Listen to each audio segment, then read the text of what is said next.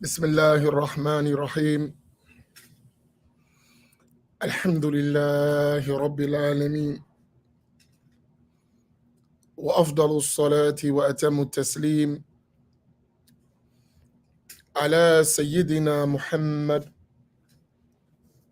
وعلى آله وصحبه أجمعين. اللهم علمنا ما ينفعنا وانفعنا بما علمتنا وزدنا علما. اللهم لا سهل إلا ما جعلته سهلا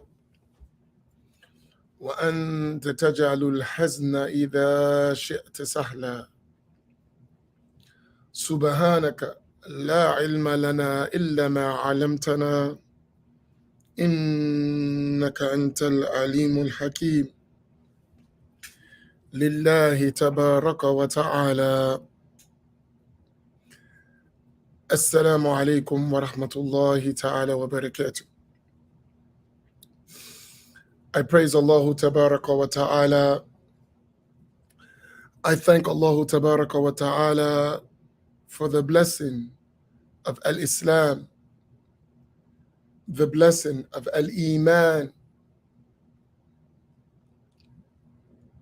And I ask Allah at-Tawfiq to achieve Al-Ihsan.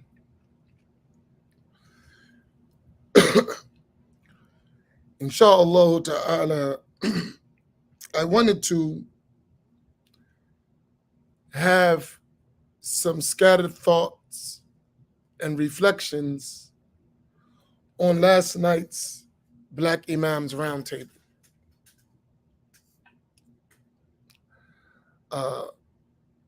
I want to say this. It is bittersweet sometimes when you go back and review the comments and the discussions that exist. And I say bittersweet because the sweet part is, alhamdulillah, we're engaged. The bitter part is what we're engaged in. So I'm going to repeat. The sweet part is that we're engaged. That's a good thing, and it brings joy to the heart that we're engaging. But the bitter part is what we're engaging in. I was exchanging message with Imam Genius, and I see you're present. Imam Genius, you want to come in and join me in this? I would love to hear your thoughts. Give me a second.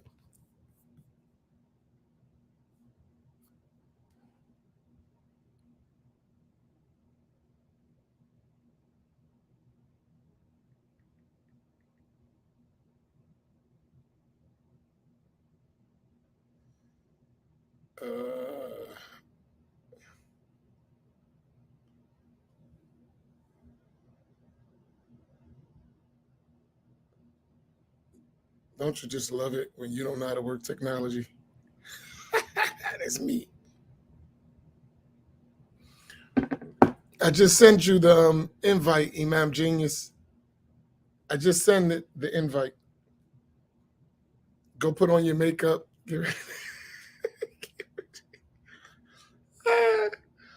Oh my goodness.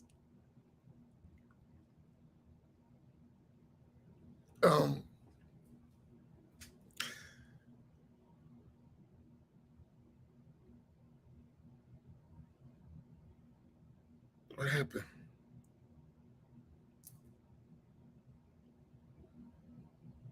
Uh-oh.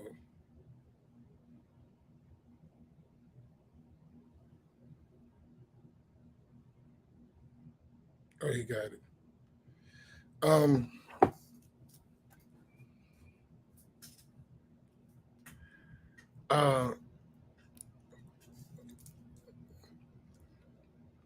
So, did any of y'all find something interesting? In all the Black Imam roundtables that we have, I want to share something with you. Go look.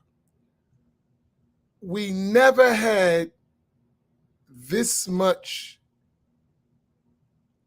engagement from the attendees.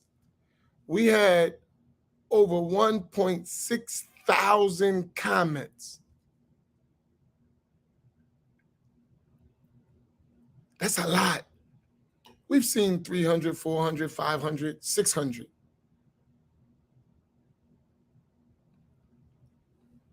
And I expect over the next few days, that's going to go up, because usually it goes up after the show.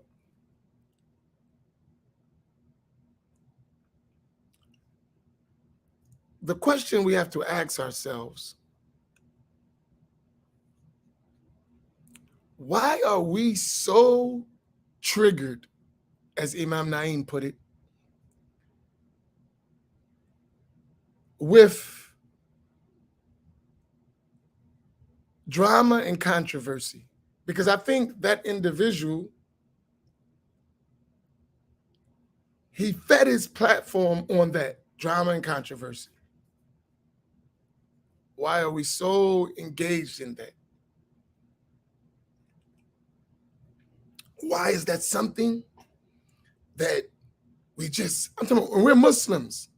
I'm not talking about no one else. I'm talking about us as Muslims, right? Because I mentioned to Imam Genius, Imam Naim, I said, listen, pay attention to this. I said, if you teach Maliki fiqh, I teach Shafi'i fiqh, you have black lessons, I do post-fajr reflections, scattered thoughts, you won't see this kind of engagement. So it tells us something about ourselves that we really need to look at. What motivates us? What gets us going? Right? What gets us going? What gets our juices flowing? And then from the side of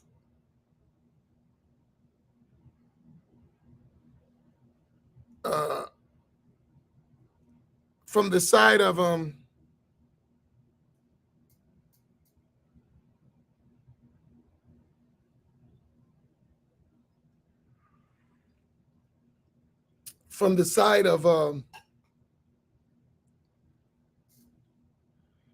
our inward state, what's going on, right? Like what's going on inside. And I'm not saying that we shouldn't engage in things that affect us in the world, because we should, right? We should. Especially as, no, I shouldn't even say that. As Muslims, period, we should be engaged, right? We should be engaged in what's going on in our society, right?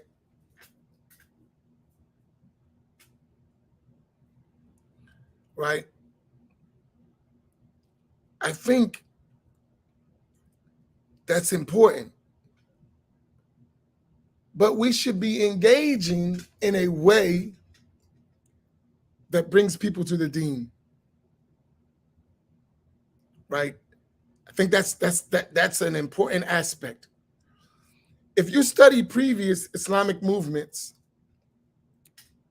so-called Islamic movements, I'm not talking about theology right now. I'm talking about what people thought was Islam, right? There was a big focus on community engagement, right? What's happening in the community? What's happening to people? Real life instances. Whereas some shift happened among us where we disengage from community matters, issues that concern the community, and then went to a sense of religiosity that doesn't reflect the on the ground reality. I'm trying to choose my words because I want you to get my point.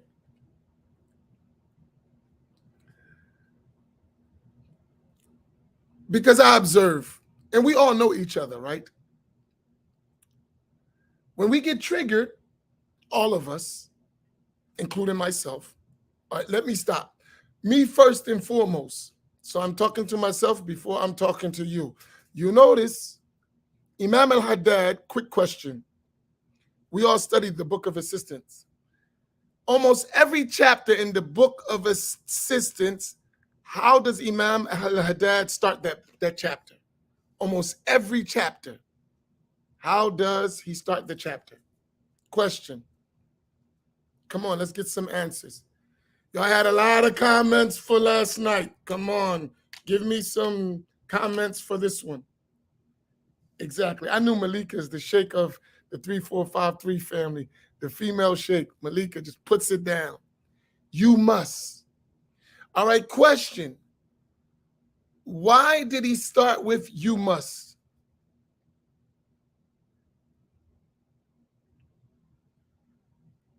He mentioned it.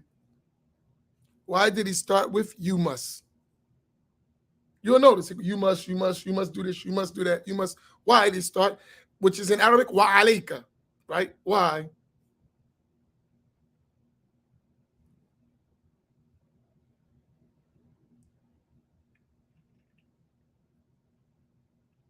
He was speaking to himself first, correct? And what was he speaking to himself first? Is because he said himself that I don't claim that I have purified myself. So all what I'm telling you, I'm also encouraging myself to do the same. And it's not become my reality, right? So, hey, what I'm saying to you, it applies equally to me. So on that scale, I say myself, sometimes we're triggered and we fire away when we triggered. And the only difference for me and you is that I control the platform. So when I get triggered, I just fire away. When you get triggered, I just block you, ignore you. that's the advantage that the people who control the platform have over the attendees. But we all got the same problem that we should fix, whether it's us or the attendee.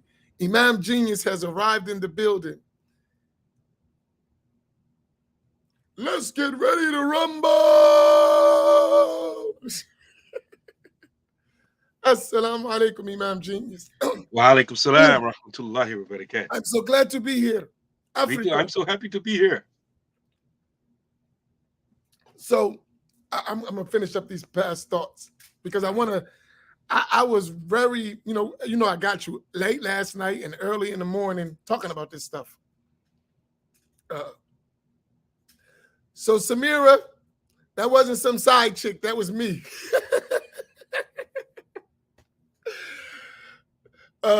So I think we need to more or less focus on what will help us all instead of what bothers me as an individual, right? So I'm triggered by certain things, but I have to control that to realize the greater benefit, because that's what we're actually trying to do, right? We're trying to benefit each other and to get to a certain state. So when I'm triggered, I got to keep in mind, yes, I'm triggered, but this ain't about me. Even though I'm triggered, right? I'm triggered, yes. So I'm going to share a secret with you. This is me going out on a limb. I like it, right? I agree with many of the things that Kevin Samuel say. I just don't like the way he say it. Listen to what I said. I agree with many of the things he said. I just don't like the way he said it. I face that all the time. Many people agree with what I'm talking about. They just don't like the way I say it. They agree when I'm on my soapbox about my issues, they may agree with me, but the way I say it, they may not agree, right?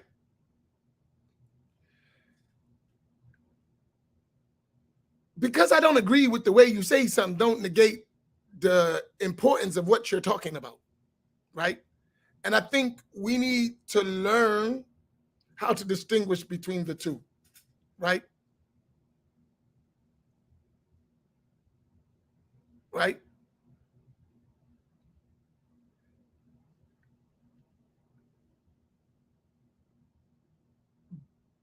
For us to develop, we need to distinguish between the two. Not everyone is going to say what you need, right? Not everyone is going to respond to you the way you want them to respond. You have to train yourself to get the importance out of the response and ignore the rest. You have to train yourself in the world like that, right? When you engage the world, that's how you have to, right? And I just think if we're going to have development in our communities, we need to develop that skill. Even between men and women, husband and wife. We get to talking to each other and everybody is in their trigger mode. And I saw that last night. And I think that's something we need to work on. Go ahead, Imam Naim. I'll come back, but one of the things that I saw last night, but not only last night, but when we get triggered, and this is the dangerous part, I think, about getting triggered and not having it under some sort of control. When something triggers you like that, your intellect shuts down. You don't listen to the one who triggers you, or the one who you perceive to agree with the one who triggered you. So we stop listening. And usually once I'm in a discussion or a conversation and I recognize that someone's triggered, I stop communicating, because I know from that point forward, that person's not listening to nothing I'm saying. And so we see a lot of that. And I just wanted to mention, after we were conversating this morning, I was going down my Facebook timeline and I saw Farouk, our brother, Mr. Clean, as his mom's calling him, Miss Joy, right? All right, let me just trigger somebody real quick, aka Dr. York, aka. I'm just joking, Miss Joanne. Don't cut my head off. I'm just having fun.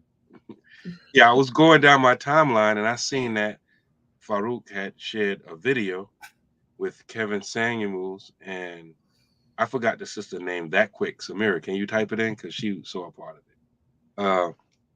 Of Kevin Samuels interacting with this Muslim sister. And the video was up from like a year ago.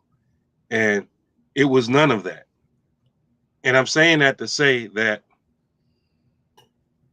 when Daisy Grant, Shukran Samira, that when people label you as something, people, that's the only thing. If you get that label, that's the only thing people see about you. They don't see nothing else. You become 100% of that thing that they labeled you as, and I think that's dangerous, because I don't think I think there's very few people that's 100% good or 100% bad. I don't think nobody's like that. All of us are a mixture of good and bad. But when we start labeling people and say, okay, this person is that, right? That person's not all of that. If I think we all can agree that we may not like the way he came at people, right? He was condescending and all of that. I think we can all agree with that. But I will say, I think some people need it. Some people you need to come at like that, because some people are extremely entitled. They think that they are entitled to certain type of treatment, and really just average at best. I'm just joking, but You like that, huh? That's I keep repeating that because that's the quote that made him go viral. Alhamdulillah. But here's one of the things that, keep your mic on, because I think we can still think. Here's one of the things that what I like, what I really want out of this, and I think we need to. I think great things came out of it. Besides those things, I'm talking about the positive side of it, right? That we have some concerns that we need to address, that Allah subhanahu wa ta'ala in his divine wisdom gave us something to trigger us, to bring it to the front of our attention. That's how I look at it, right? So the relationship between men and women, which is a disaster,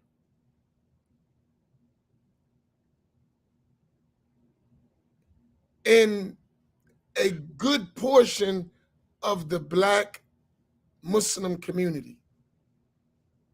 I didn't say all, I'm not generalizing. A great portion of our African American Muslim communities have marriage and relationship issues. Would y'all agree with that from your own observation, Imam Naeem? Of course. I think that's why even this subject matter, it draws so much engagement, because even though he's speaking primarily to a different demographic, non-Muslim, Black people, whatever, but in the Black Muslim community, we have the same issues, just Islamic versions of it. Same issues. So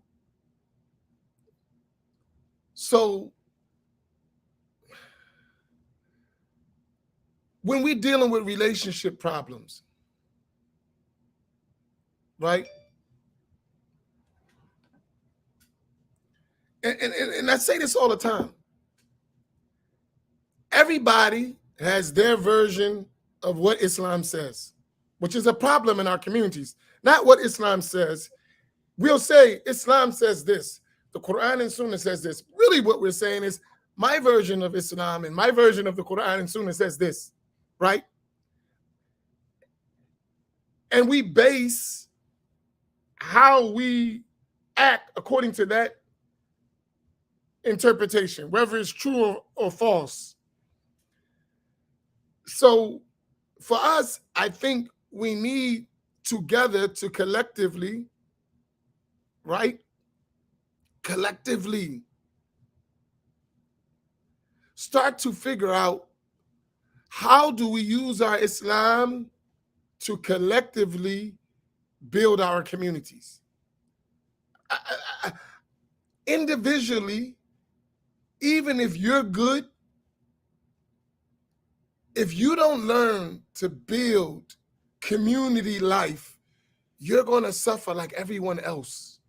Your children, your grandchildren, everyone. So I really think that these topics are at the core of our Islamic dysfunction in our communities. So I think we cannot deny this, right? Because most of the women, think about this, most of the women that, and I'm taking a shot at this because I didn't listen to him enough to be definitive, but from what I heard, it seems the same pattern. Most of the women he talked to were single Black women among the women. Am I right? Mm-hmm. Were they married? Nope. There was some here and there, but a lot of them, that's the reason why they called into his show. They wanted relationship advice. They wanted to, they wanted advice on how to pull the type of man that they felt like they deserved. And here's the other thing. When I look at the comments, a lot of the trigger were single women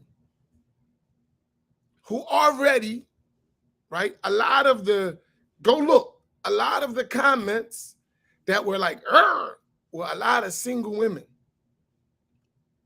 who have a certain feeling about men from past relationships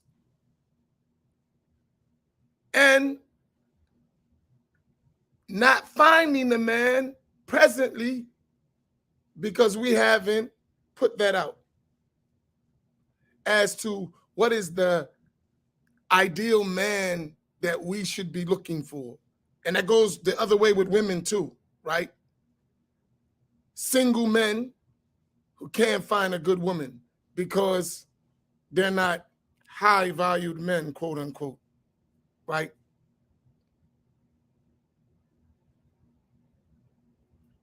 I think this is something we need to address, right? Why we have so many single women, why that so many single Black Muslim women can't find suitable spouses, right? And how does that affect their interaction in the community? It's the same way with men.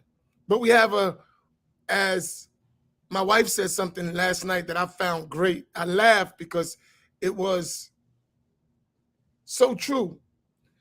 She said, because of the so many women to men, these brothers are getting a little hardy.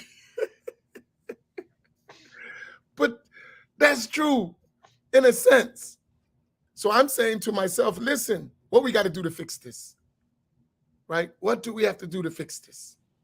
And I think until we fix that, we're going to have a lot of these issues that are going to affect the community. Forget what's on social media. I'm talking about the community itself. What's your thoughts, Iman? I was back when I was in Gambia a few days ago, because like I mentioned in passing yesterday, uh, you know, like all this social media, all this stuff is algorithm. So, a while ago I had intended to subscribe to Kevin Samuel's YouTube channel so I can like get notifications and see what he talking about, because I can't, his name kept popping up and stuff, right? But I am subscribed to a couple of YouTubers who are like in that same space. So you know how when you're on going down your YouTube timeline, it says so and so's followers also watch this, right? So you click on that, right? One one of those, I can't remember. One of them said after he died, he said Kevin Samuels is like that old uncle that you had that didn't bite his tongue in the family. Like, you got that uncle that he don't sugarcoat nothing. He just keep it raw like it is. And you may not like how he said it, but you appreciate it because he didn't sugarcoat it with you. And I think we need more of that. And I'm not saying that uh, we got to go around and start. We have to go around and start disrespecting people. But I will say this: everything that we are labeling as disrespect is not disrespect. Sometimes a lot of us find the truth disrespectful. Like someone telling you, listen, right? You are not even, you don't qualify. Like, for example, uh, a lot of times I saw a repeated theme in a lot of his callers, right? He would ask the women, he would flip it around on them if they said they had a son, for example, and he would describe the caller and said, if a woman like that wanted to marry your son, would you support it? And they would always be like, him, like him in the heart, like, well, you want the best for your son, right? Well, would you want your son to marry a woman like you, right? Right? And Can I a share lot of something with you? Can you hold your thought with that? yeah. I wouldn't want my daughter to marry a man like me Why not? because I think she should aim higher. Mm. If a man like me came to my daughter, I would be critical of him to say, yo, step it up. And I would help him because would have some good qualities if he was like me. But but I think you should get better. And what I mean, a scale, right? A Mm. scale, right? A scale that actually makes, right, for better futures. I'm being honest. I am not sensitive enough for a woman at all, right? That's because my nature, my growing up, but the next man after me, like say my sons, will be much more compassionate than I am, right? Seriously. They should be trained like that though. Do you see my point? Right. That's all I'm talking about. Go ahead. I'm sorry. Well, I lost my train of thought, but Come on, I said don't leave. You're a sheikh, man. You're supposed to be able to branch off. I've still Talk got about jet what lag, food man. is, come back. I got 24 hours of trying to get here but failing, and 24 hours of actually traveling to get here. So I'm still jet lag, whatever you call it. All right, I see you ain't a good sheikh. I won't interrupt you for commentary.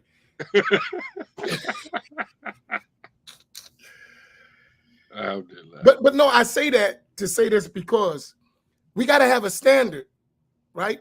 I think that's our problem. We don't have standards. Right. Right? So to you, that's Imam Amin. What did he mean? Not saying to you, to the deluded one, right? Who says, that's nah. What is the standard we want for our community, which is going to start with the family? And everybody else got standards. Right. But let me give you an example. For some people, he was real harsh and rude and crude and blah, blah, blah, blah, blah. But for you and for me, we really don't feel that way.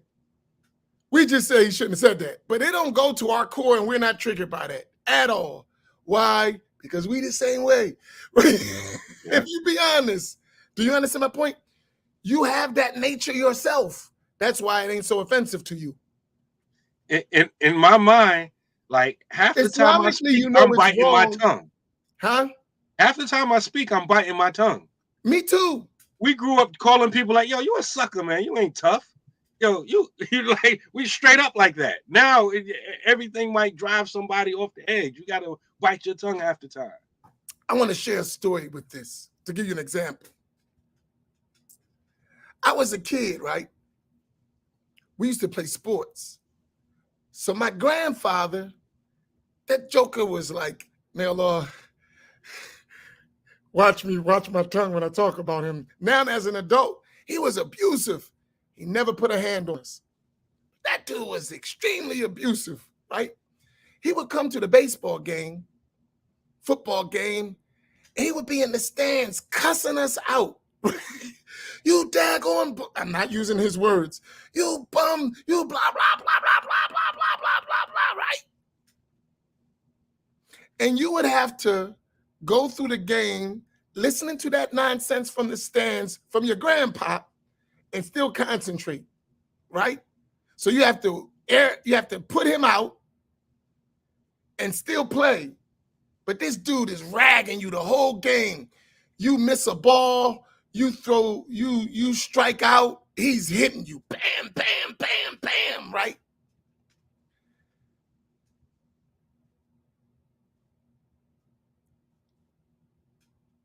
My father was a man's man. You couldn't even cry when he talked to you, right? I'm talking about far as his, when I say man's man, to him, man was all physical, right? That emotional stuff, you start crying in front of my dad, he gonna knock the crap out you, right? Man up! You know what I'm saying? I can hear it now, whoa, right? He ain't going for it. All of that produced a sense of insensitivity in me as an individual, right? Because what you all upset about? Get it together. It destroyed an emotional chamber inside of an individual, right? Now, there's some deep stuff, right? When you think about it. Do you want the next generation to be desensitized to people's emotions? Get over it. No, some people are emotionally scarred. They can't get over it like that, right? But if we keep this sense of, definition of a man, that a man has no emotions, right? So all of these things we have to address in terms of when we're dealing with our communities, right? They're very important. I wanted to address that, but what do you think about that, Imam Naeem? I went on the line. So that's my excuse why Kevin Samuels don't bother me. Oh, that's light. Right? Like, that's light. I agree. Like, I mean, I don't know about this generation, but like you said, Kevin Samuels was light. Like we grew up, and the people around us was way more raw than Kevin. Kevin was extremely light. And I'm talking about it from men and women, not just around the men. I don't know now. He's like, and I think that what I find dangerous, and I think us brothers, we have to get some backbone. Just because a whole bunch of women tell you that something's bad, something don't like it, you feel pressure. Well, I don't like it either. No, man, you have your own intellect. Just because a whole bunch of people like something or don't like something, you don't have to just agree just because they agree with it. Like, that's one of the things that kind of like triggered me. I mentioned yesterday how I read a post about somebody supposed to be an imam. That person never heard of Kevin Samuels until he died, but got a whole long dissertation post Samuels because a lot of women that he know talking trash about Kevin Samuels. I'm like, huh? How you have an opinion about somebody you've never heard of before? Because people are punking you into not liking something. And I don't like that people should be punked. I think there's a problem with you that just because a large number of people are around you are telling you that this is good or this is bad, that you fold to that. No, you got your own mind. Can you tackle 10 Weirs? I think I believe that is a Kevin Samuels stat that he mentioned. 54% of Black men are single, childless, and live in middle class. There are many Black men available. They are just not choosing these modern women to wife up. Why? I think you sent me that video. One of them videos you sent me, he was telling that to a woman. When the woman was talking about she can't find a man in the area where they was living at in Atlanta. And he was telling us, I'm from here. What are you talking about? And he right. That. You remember that? Yeah. But he said he addressed that. He addressed that in a lot of his videos. And in a nutshell, he says because they're not looking for you. They're not looking to marry another man. Somebody that's going to argue with them on everything, and somebody that's like, for example, like as he says, average at best. Like somebody said in the comments, a lot of us have like delusions of grandeur. And that's the reality. A lot of us look at ourselves and we think we're all that, but the people looking at us are like, real? No, man. I'm not even checking for you like that. And I think that's what really triggers the women, because somebody told women just that to their face like that. And a lot of us don't do that. We say, all right, okay, yeah, that's right, queen, right? My Black Nubian queen, my Black melanated queen. And you know that the one you talking to specifically don't have no attributes of a queen. She may be Nubian or melanated or whatever, but she not acting like queen. She ratchet. She got a poor track record. She got poor decision making history, right? But she's a queen. No, people like him was like, no, you're not a queen. She may be a queen, but you not the queen. And he said it to him straight like that. So that's harsh, that's condescending, and all of that. Somebody needed to say it. But here's the question. Hey man, I'm telling you, Imam Naeem, this is a trigger We got people in the comments who should be sweeping the streets of Atlantic City, but they upstairs on their phones. Hey, get back to work.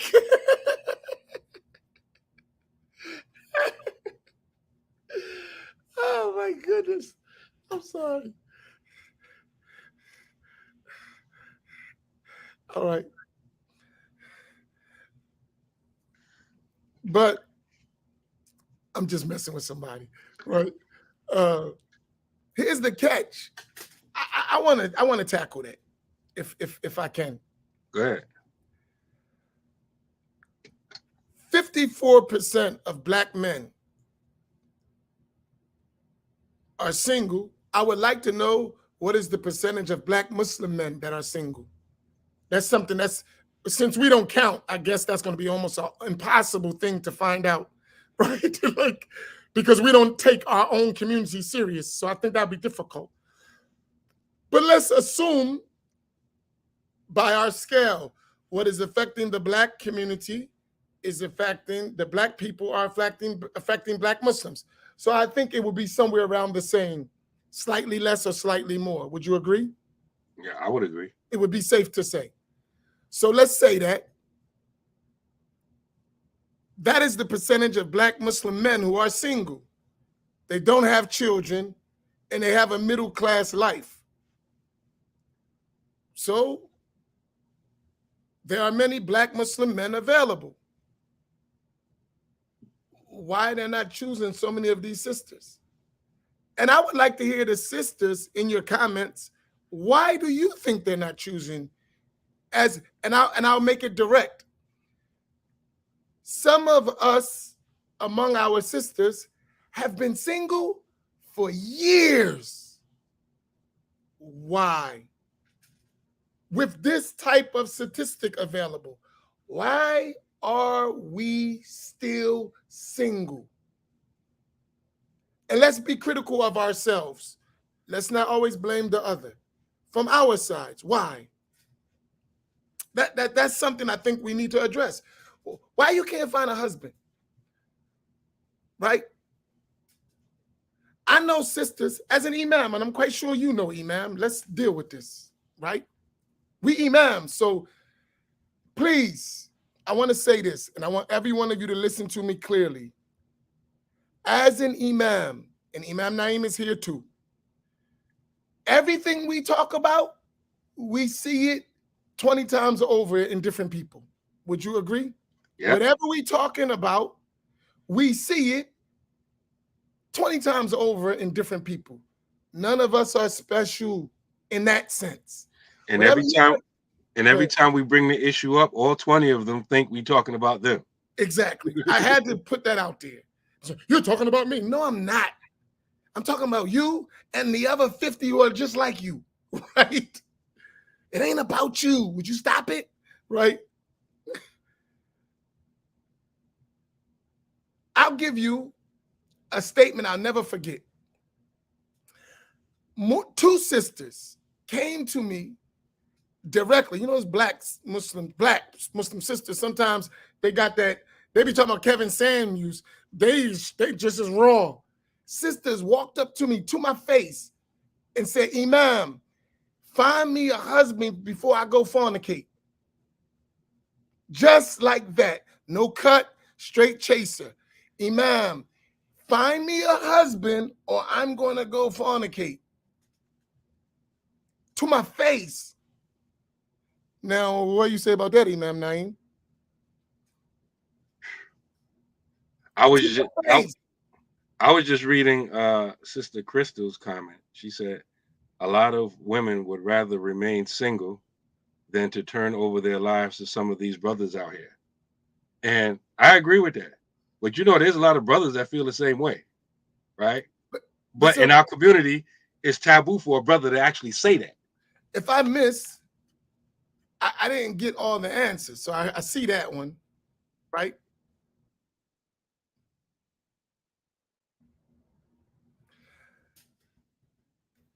And I would say this, right? Islam encourages marriage. Anyone who tells me that I don't want to be married, is not thinking about the benefit of our community. Anyone who says that, with our circumstances as Black Muslims, I don't want to be married, you're not thinking about the community. You're thinking about yourself. Mm-hmm. And that's bad. Right? You're not you're not even thinking about your own lineage. And here's what when I say the community, I'm talking about us. I'm talking about us as a collective, right? If we don't have marriage, we shot. That's what destroyed the Black family. They destroyed the institution of marriage. In the Black community, regular, one of the things that destroyed our community was the destruction of the institution of marriage and family. Right? So we grew up with broken families. Because let me tell you what you say when you say, and I'm going to be raw with this, when you say I don't want to be married, you say you don't want to have sexual relations, and you're lying. Especially some young woman. Stop. Or young man. Come on. And Imam Naeem, let's be honest, isn't that a problem in our community, fornication? Yeah. That's a problem. So that means people do want to be, they want marriage, they don't want the responsibilities of marriage. There's a difference. I want the gifts of marriage, but not the responsibility of marriage.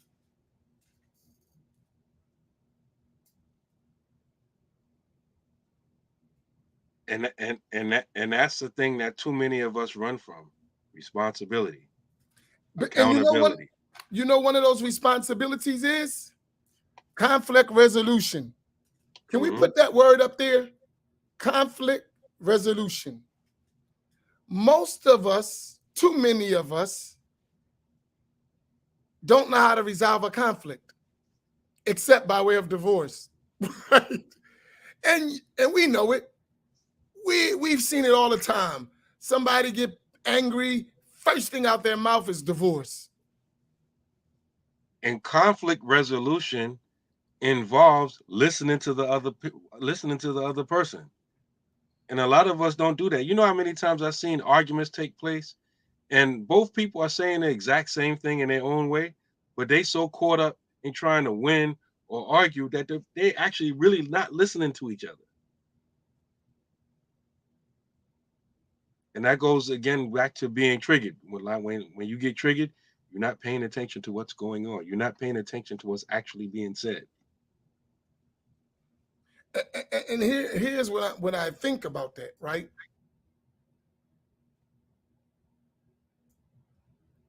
That institution of marriage,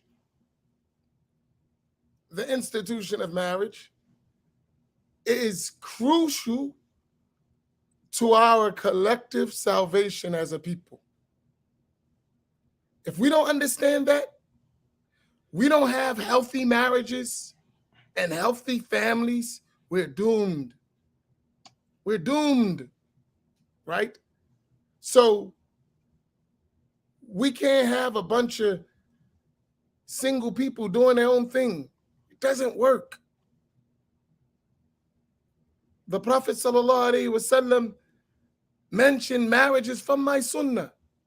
How do you abandon the sunnah of the Prophet ﷺ intentionally and think that you're going to be successful as a people?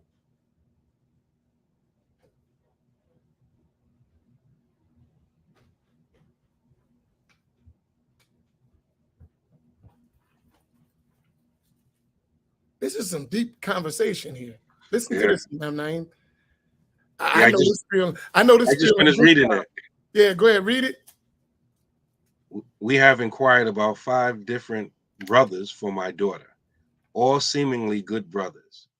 All say they are not ready. I don't know how you are 25 and older male in these streets and not ready. I know I had to tell my boys to practice that fast on a regular. I want to know what people think they need to get ready. Because I know from observation that a lot of people, when they say they're not ready, they're not saying that they are not sexually active. They're active. They just not ready for the responsibility part. Of course, not everybody.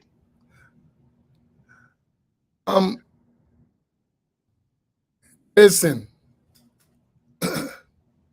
I've been looking for brothers to marry. I know some quote unquote high valued women.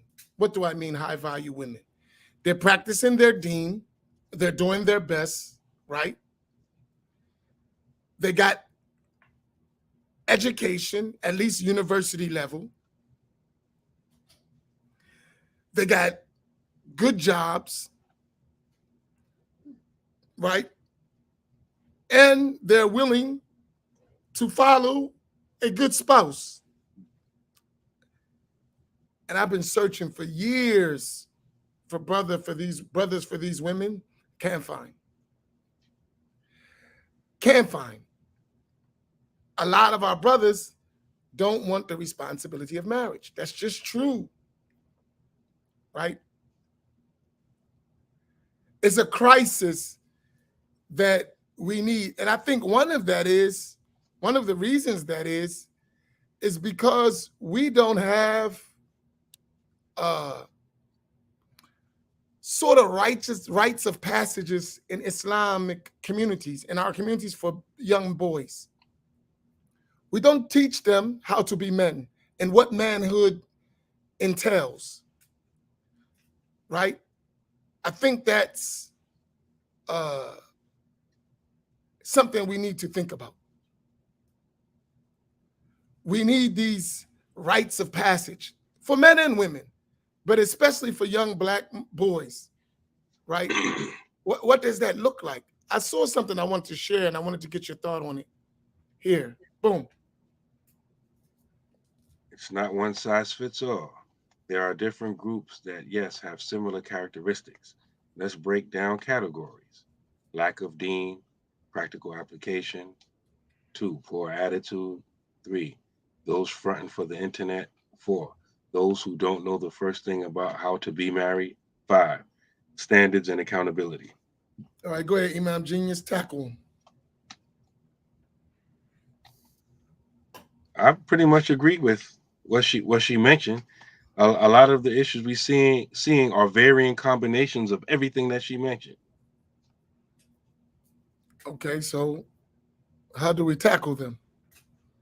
I was just talking about this before you asked me to come on, because we always say, man, we got to have lessons, or we got to have class, or we got to teach.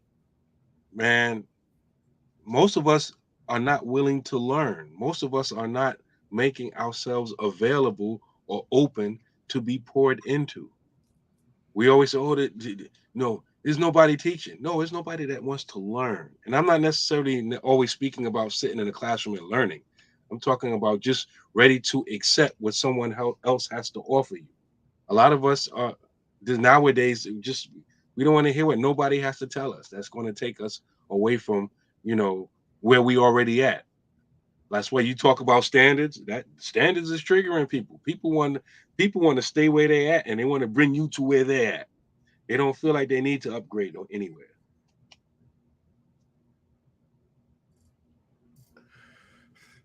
Muti just been triggered. Some high value women don't obey. Talk about it. And their mindset is implemented. I don't need you. I was fine before you came. Talk about it. Oh my goodness. He ain't lying though.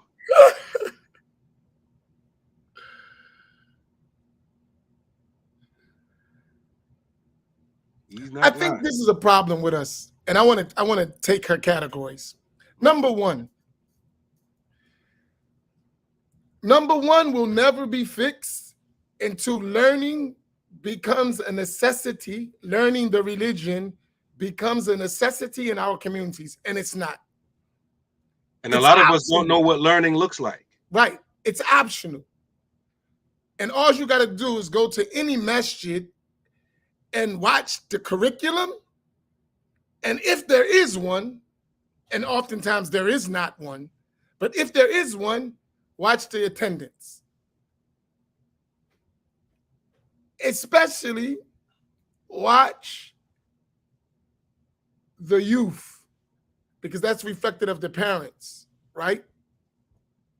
So they're not being mandated to go to class, mandated to learn. And she just, and if you go look, the sister Shakira just put it, no one wants to learn. We have classes 2 days a week, which is not sufficient. You should have class every day.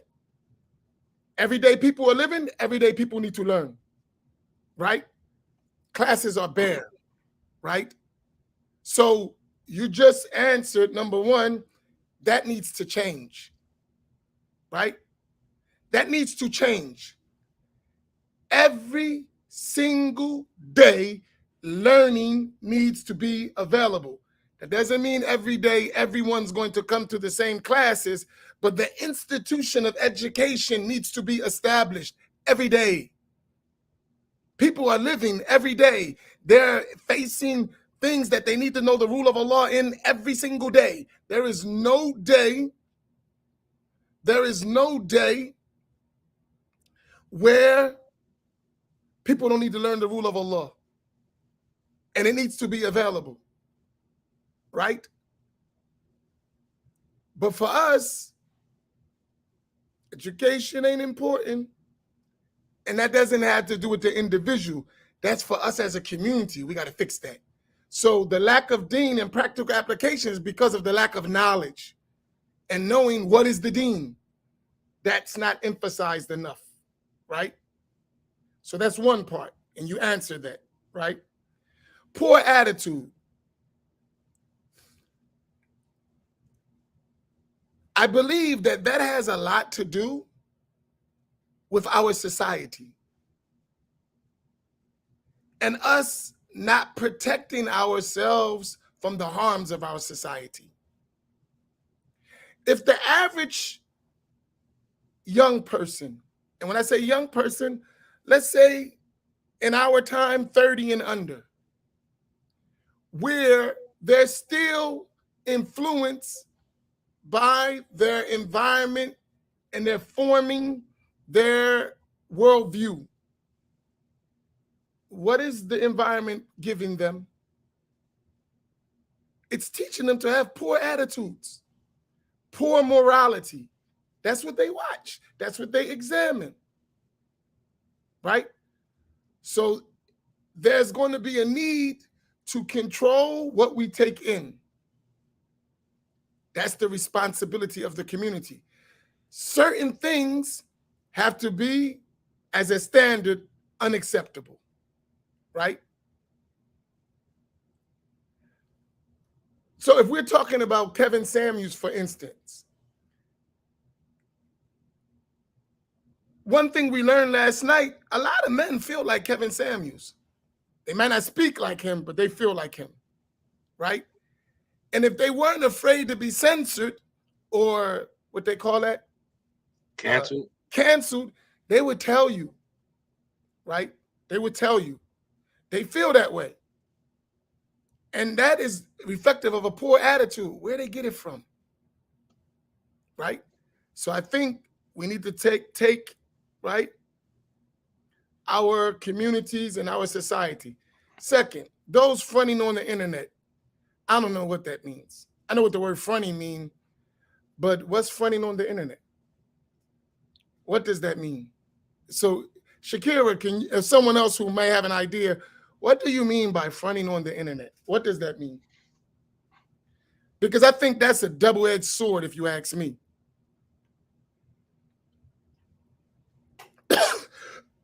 Fronting on the internet, I think that goes across the board, right? Sheikh Samir used to say, coming with your mask. And I think many of us have a mask on, especially when we're trying to catch. Everyone does that. Would you agree? Like a lot? right? I think that's natural.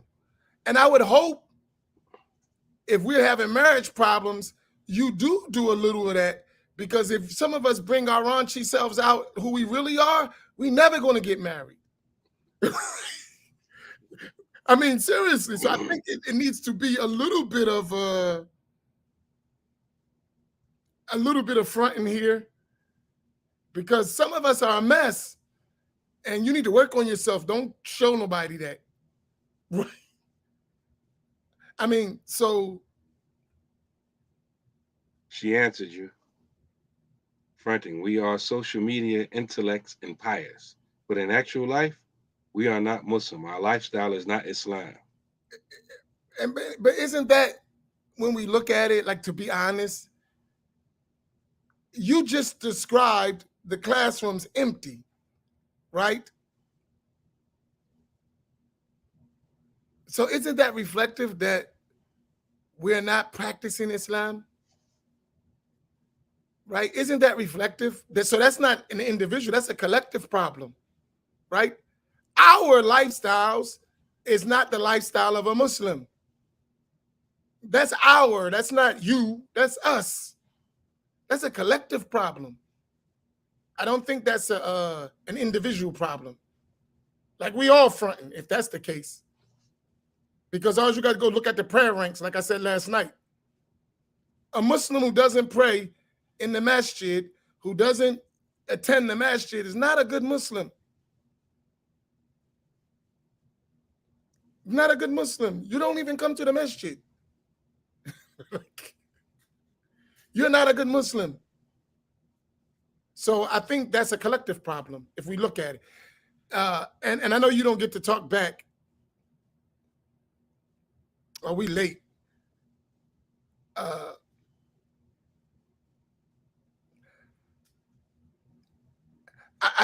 think the thing is, Sister Shakira, that, and I'm speaking to us because she's a very active sister. I know who she is. She's very active in the deen, in her area, right? I mean, I know I'm aware of her work, so that's why I'm talking to her specifically, right?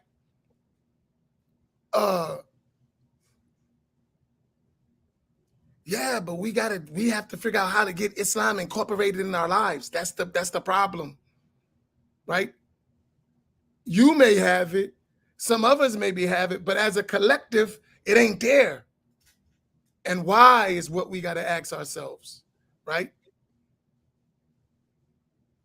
What are we doing that Islam is not an established institution, even in our small communities? I ain't talking about big numbers. I'm talking about in the small community. Even in the small community is a struggle implementing these Islamic principles.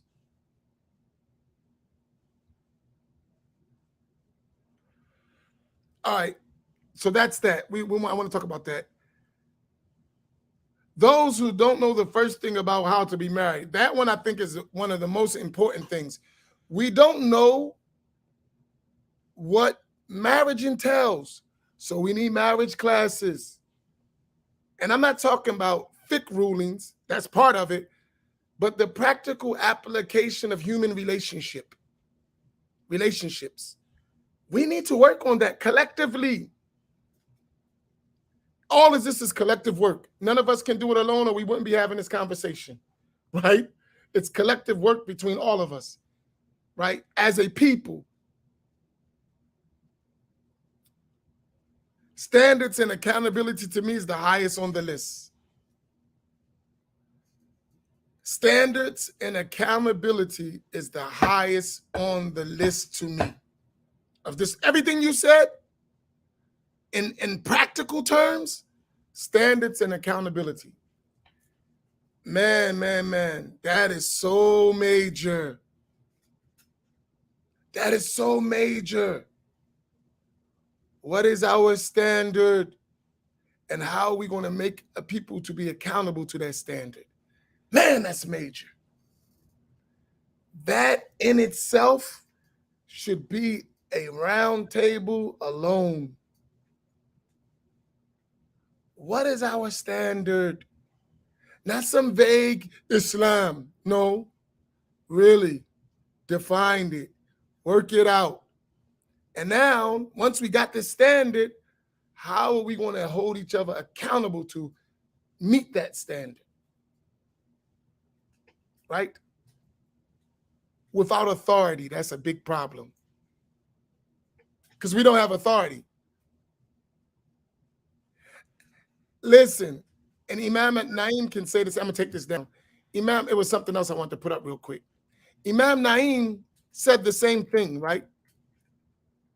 Imam Naim and myself, others, right? We always, as imams, get blamed when we don't have no authority. It's your fault. You don't listen to me. I know many men and women who went into disastrous marriages that I told them don't do it. But it's still your fault. And they went to Imam Naim. Imam Amin said, no, let me go to Imam Naim. And Imam Naim said, no, let me go to Imam Fahim.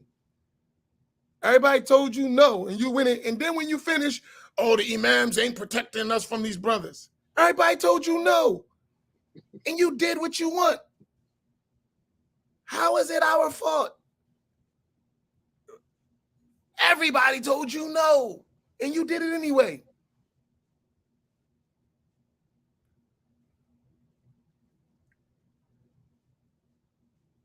That happens a lot. I mean, we're sitting back. Did you know they got married? Nope, nope. Like, what the heck is this? Ain't they from your community? Look, man, ain't nobody listening to me. That's your community. That's your Jamaat, right?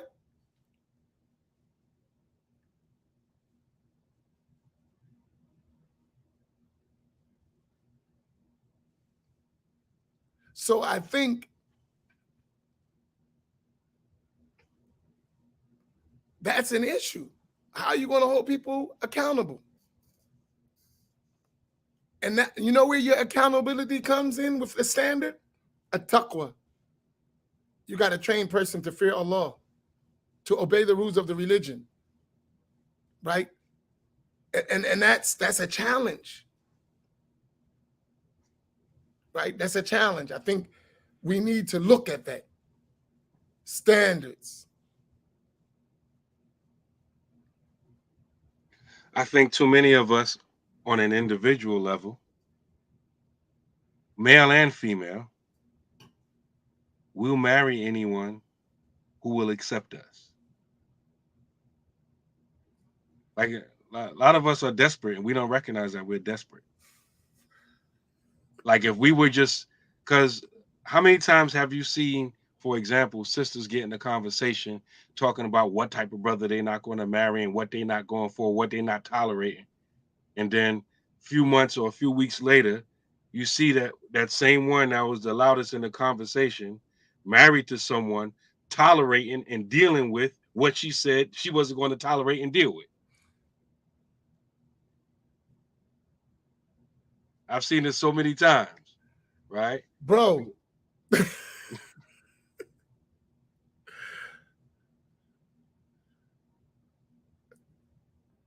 gonna leave that alone. I'm staying far away from that. I'm on probation, and I'm going to stay. I'm trying to get off probation. I'm gonna leave that alone. I'm gonna leave that one alone. A lot of us settle. A lot of us, if we keep it honest, if we keep it real, if we say, if I had a choice to marry all of these different women or all of these different men, and my husband or my wife was one of them, would I choose that person if it was my choice? And a lot of us are honest, we would say no.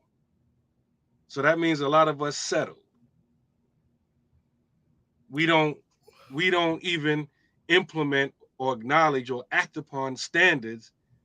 Forget the collective, even as an individual. We have standards somewhere in our mind, even if it's vague, and then we get married to someone who doesn't meet our standards. I want to ask a question. Go ahead, your standard. I want to ask a question to go with what you said. Please answer. How many of you have been Islamically married for 20 years or more straight? 20 years with the spouse you with right now or more straight with no interruption for 20 years? Please come forward. We have over 100 people listening. So that's 1, 2, 3.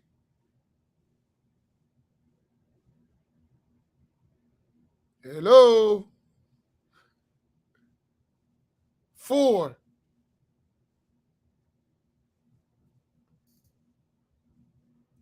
I'm talking about in Islam as Muslims. So we got 4 people. Allahu Akbar. Come on. Over 100 people on right now. We got 4 people that been Islamically married for 20 years or more. That's sad. That tells you from our own, let's go. So we're talking about 5. They coming on. 5. Go ahead. 5. It's over 100. 5. Come on. 5. What does that tell you? What does that tell you? That's very telling. That's very telling. Everybody, it tells us that everyone listening or engaging us right now are very young. Yeah, bull crap. I'm sorry, Imam. No, it tells you we have a collective problem. As they say in those movies, Houston, we have a problem. Now, what we're going to do about it collectively is a collective problem. We're talking about 5% of us know what it's like to have a functional marriage in Islam. 5%. That's why I said no break. I said no break. Why? I said 20 years or more with no break. Because in 20 years, you're going to go through some stuff. Samira, how many would we have had in if we didn't have a break? Don't count. You had a break. No, I know, but I'm just trying to add up the numbers. And it was your fault, Imam Genius. Yep. I take responsibility for that.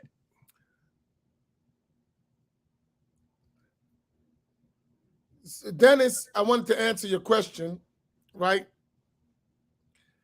26 years, been Muslim for 4 years, trying to figure out your point. 26 years in marriage was something you had before Islam. So you had 22 years of marriage.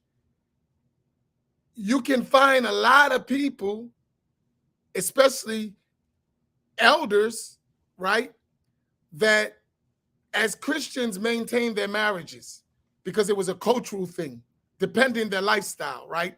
So marriage is a problem in the Black community anyway, but it's even highlighted in the Muslim community. Black Muslim marriage is a problem. So that's the point. So I didn't count your years before Islam because that goes into us as a people, right?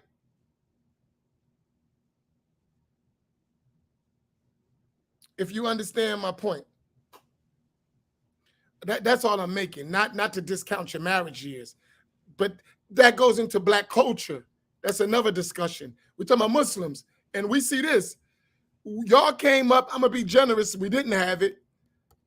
From this platform alone, we talking about 6% of us adequately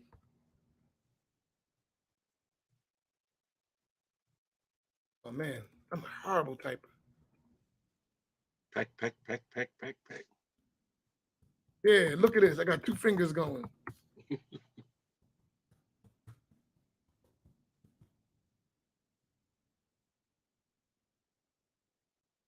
I'm sorry. I mean, this is a serious thing. I want us to think about it.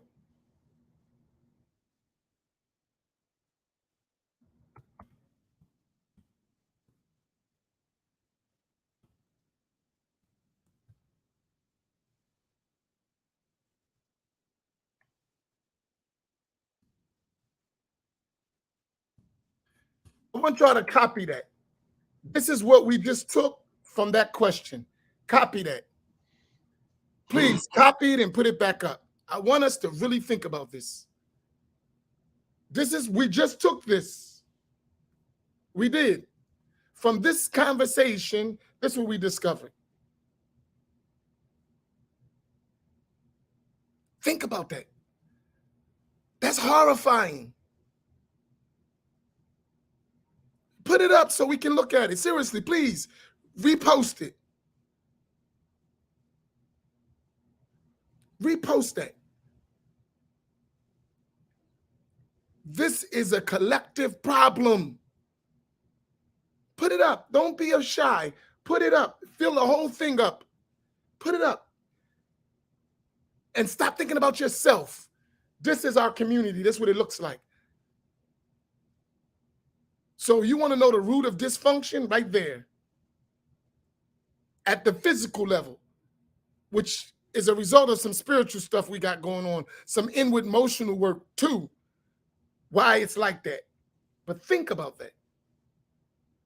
Think about that. And then add on top that, the Prophet sallallahu alaihi wasallam said that marriage is from his tradition. Marriage is from his sunnah. And we always say, as Imam Naeem and Samira have, half your deen show. That's what half of our deen looks like. A'udhu billah. Think about that. Hey, Wafia said, sorry, not sorry. The only men who are getting married are the imams, right? Hey. Behave yourself, Wafia. I heard that. Not if you leave it up to Samira. Not if you leave it up to Samira. Wafia, boy, that's a shot. I heard that. And then someone says, yeah, Wafia, I don't appreciate these shots, right? You're going to take that back. You owe me an apology. That's You're going right, to take Imam. that one back. That's right, Imam. I mean, especially in your community. That's right. Whoever the Imam is there, right? He want to marry up all the good women to himself.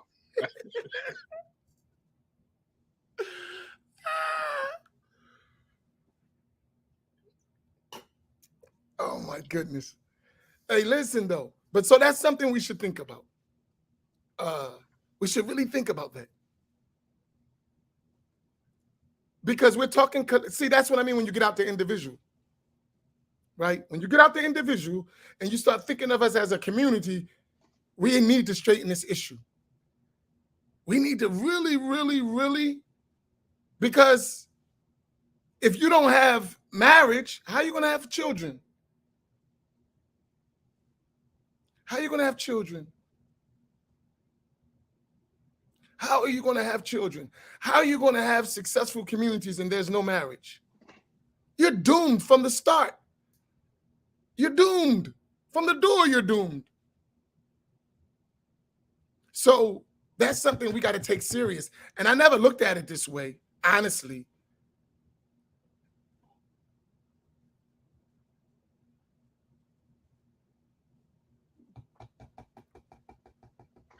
Hey, Anissa.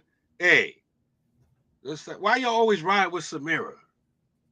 I ain't explaining nothing, Samira. I said what I said. That's right. Leave it up to Samira and gonna be no more imams getting married in Pittsburgh. Right? She don't have no authority, no one else. We don't even listen to them.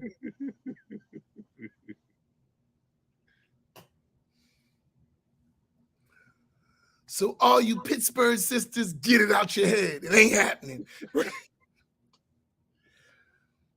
I was about to say something. I'm going to keep quiet. You know when you start cracking jokes, you get yourself in trouble. As soon as this thing click off, what you say? Oh my God. Okay, we got to get ready to go, man. I'm pushing it. But Imam, any closing thoughts? We got a lot of stuff to feed on. And I appreciate your engagement because as a teacher, forget Imam, as a teacher, as a caller to Allah subhanahu wa ta'ala, this stuff is seriously troubling to me. Honestly, because I want us to win, right? It's really, really, it bothers me, man, to my core, right? It bothers me. I see problems in the ummah, right? Right? I see problems in the ummah. But what we got going on in the Black Muslim community is much more severe, and no one cares in general. I see the problem in the ummah as a whole, right?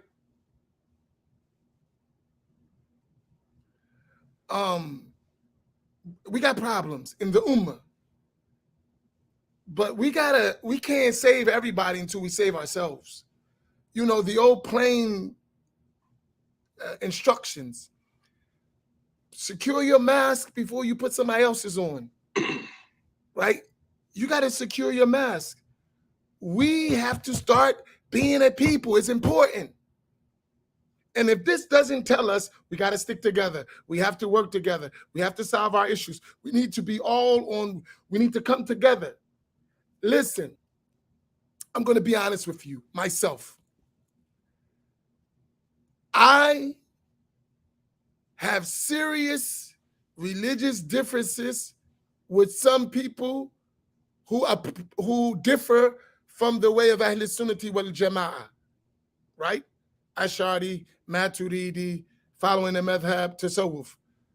Our Wahhabi brothers and sisters, I have serious religious differences with them, right? No doubt, which I will not compromise. However, I do realize the shared struggles that we all have. And then that, I'll work with anybody to fix that.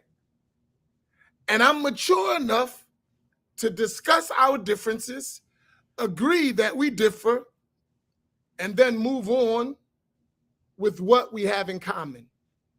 Let me put that out there. I'm never going to come and say we all the same. No, I'm not doing that. We differ on this, right? We discuss it if necessary, or we just make it plain and move on. It's clear we ain't gonna go into all that. It's clear we differ on this and this. Now, this we share. I would work with any person, Christian, Jew, Baptist, atheist, in fixing our issues. That's a problem because we all affected by it. So I'm not going to compromise my principles to fix our issues. I can maintain my principle, understand that Allah subhanahu wa ta'ala guides whomever he wills, and then work on a common problem that we have, right? I can do that, right? I have no problem with it. And I think it's necessary for our collective survival. I believe. Now, to find someone from the other side who's just like me in that, then we could work, right? So that's an open invitation to all of you who say, why he doesn't have Salafis. That's why. Because I'm not going to compromise my religious principles just to get along. I can get along and maintain my principles, right? And then we discuss the common things that we have to deal with. It's fine, right? We need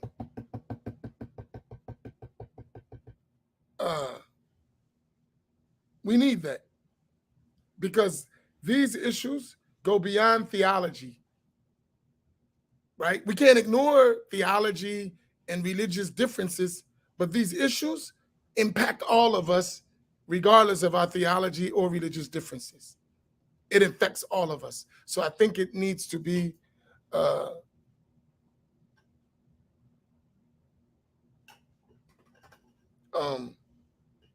it needs to be addressed.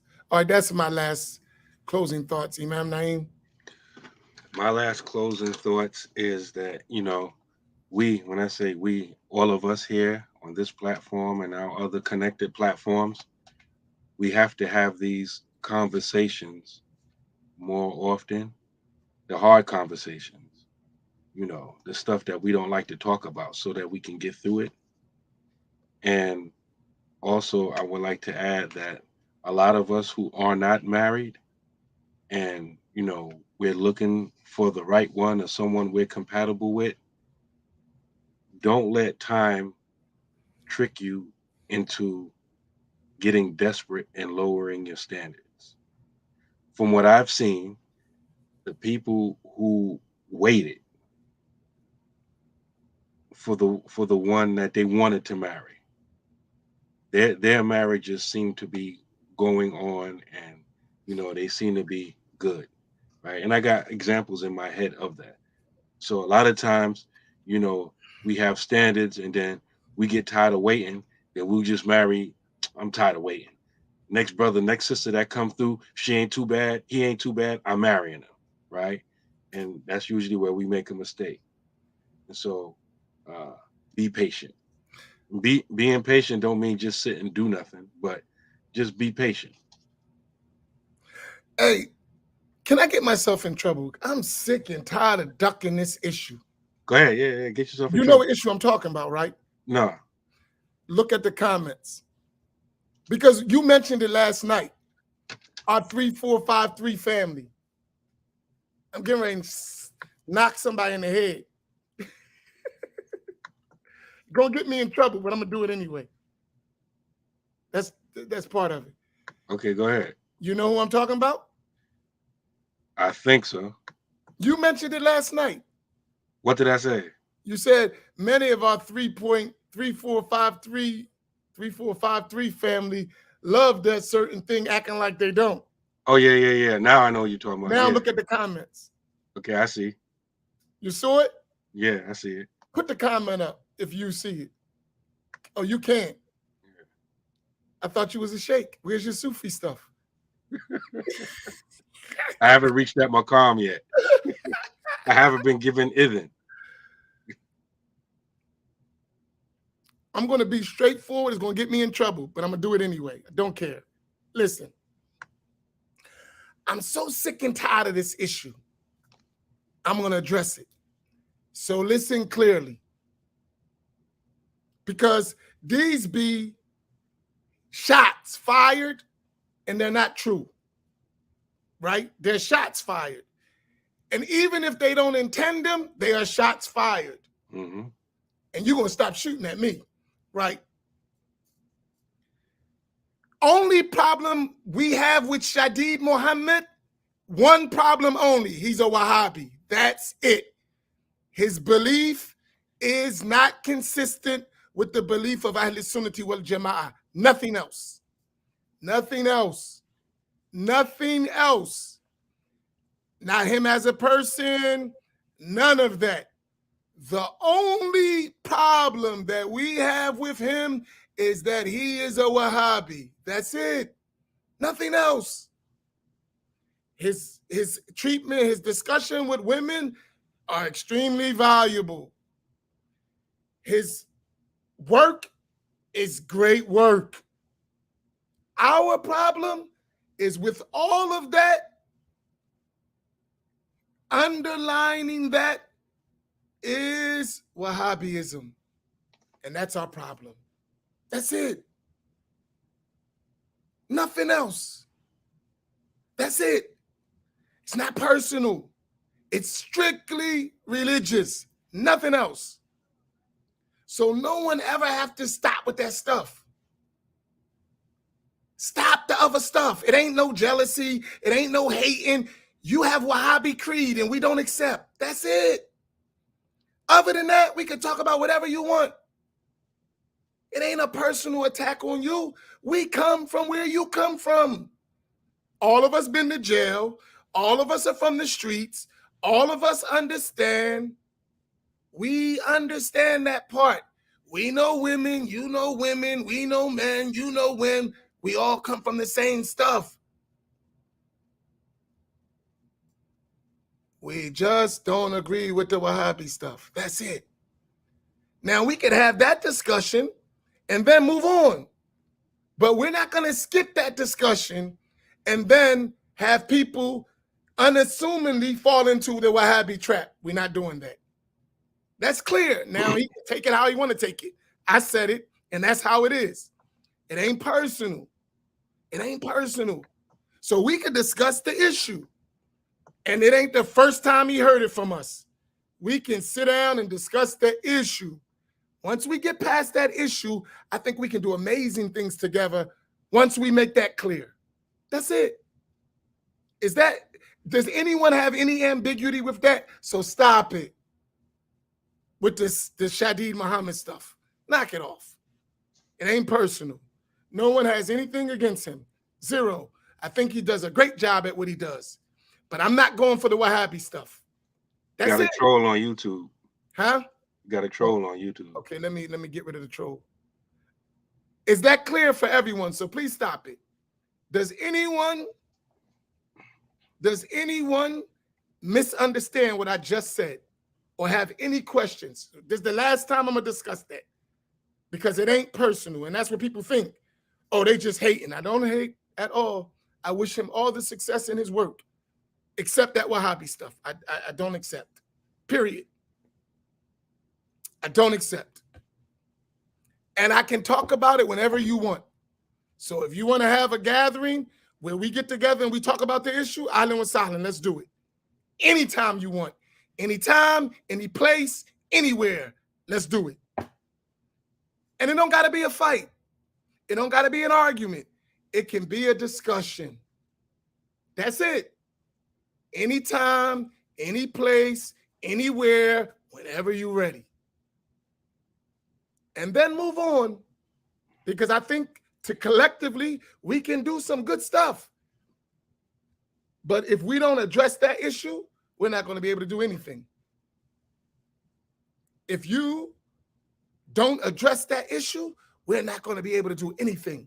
Because I'm not going to sacrifice the proper understanding of Islam for popularity. I'm not going to do that. Never. Inshallah. So are we all clear? We all clear. So I know this is going to go viral. If nothing else go viral, that part's going to be clipped out. Imam Amin attacks Shadid Muhammad. Imam Amin challenges Shadid. It ain't none of that. But that's our issue.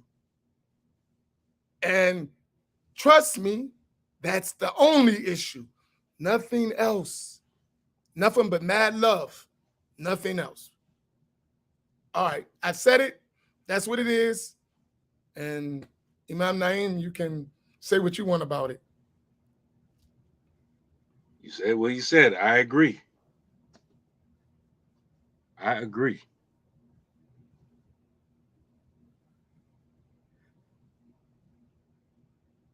Habib Salam, drop the mic.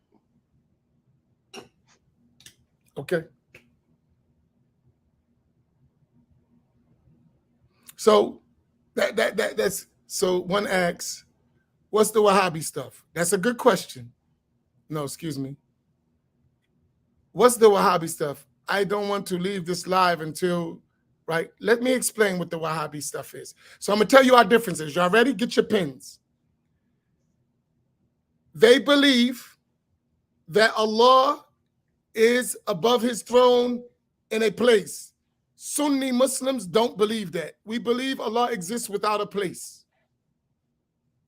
They believe that Allah's attributes are literal. We don't believe that. They believe for Allah's attributes, there is a how that we don't know. Sunni Muslims say there is no a how for Allah or his attributes. Are y'all clear? I'm making it straight and clean. They believe that you don't have to follow a school of thought if you're not a mujtahid. We totally disagree with that.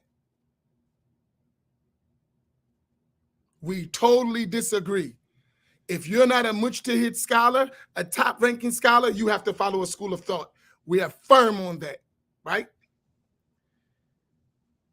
They believe that to seek the intercession or use the prophet as an or Prophet ﷺ or the righteous as an intermediary in your dua to have it accepted is shirk. We don't believe that.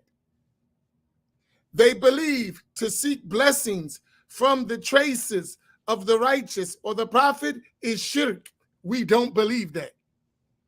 They believe that everything that the Prophet ﷺ didn't do is a vile innovation, bid'ah. We don't believe that. They believe there's no such thing as good bid'ah. We don't believe that. And that's just some of it. They believe, some of them, I can't speak for him specifically, he can answer those himself, right? They believe that Sufism is bid'ah, therefore unlawful. We totally disagree with that. They divide Tawheed into three categories. Tawheed of Allah's Tawheed al-Rububiyyah, Tawheed of Allah's Lordship, Tawheed al-Uluhiyyah, Tawheed of worship, godhood, and Tawheed al-Asma wa Sifat, the names of Allah, the Tawheed of Allah's names and attributes. We totally disagree with that division. And we believe that that division was there to destroy the Islamic Khilafah. That's our beliefs. These are issues that are not something that we're going to run away from. That's it. And there's more, but that's a general question. So we have distinctly different beliefs. I'm not going to sit around and say Allah is in heaven or above his throne, and we just don't know how. La? There is no how for Allah and his attributes, and we have evidence for that. It's not just we feel, this is why we say that. This is why we say that. That's an intelligent conversation. That's not an argument. That's a fact. These are real differences that mean something, if y'all understand what I'm saying.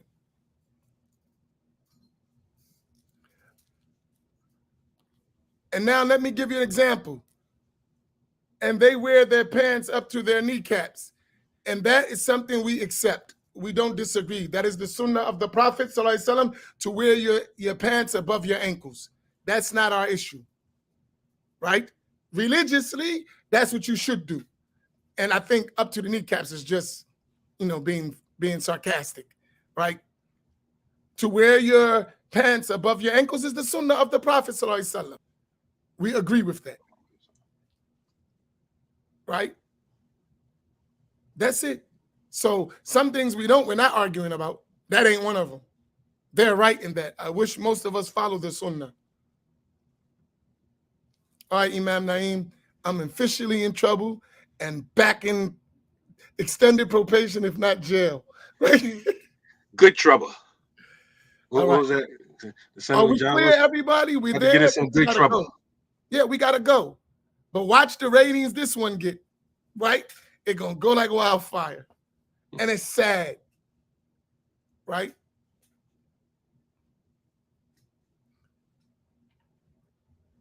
Kamal said, can you explain how their division of Tawheed into three undermined the Islamic Khilafah? It did more than that, actually.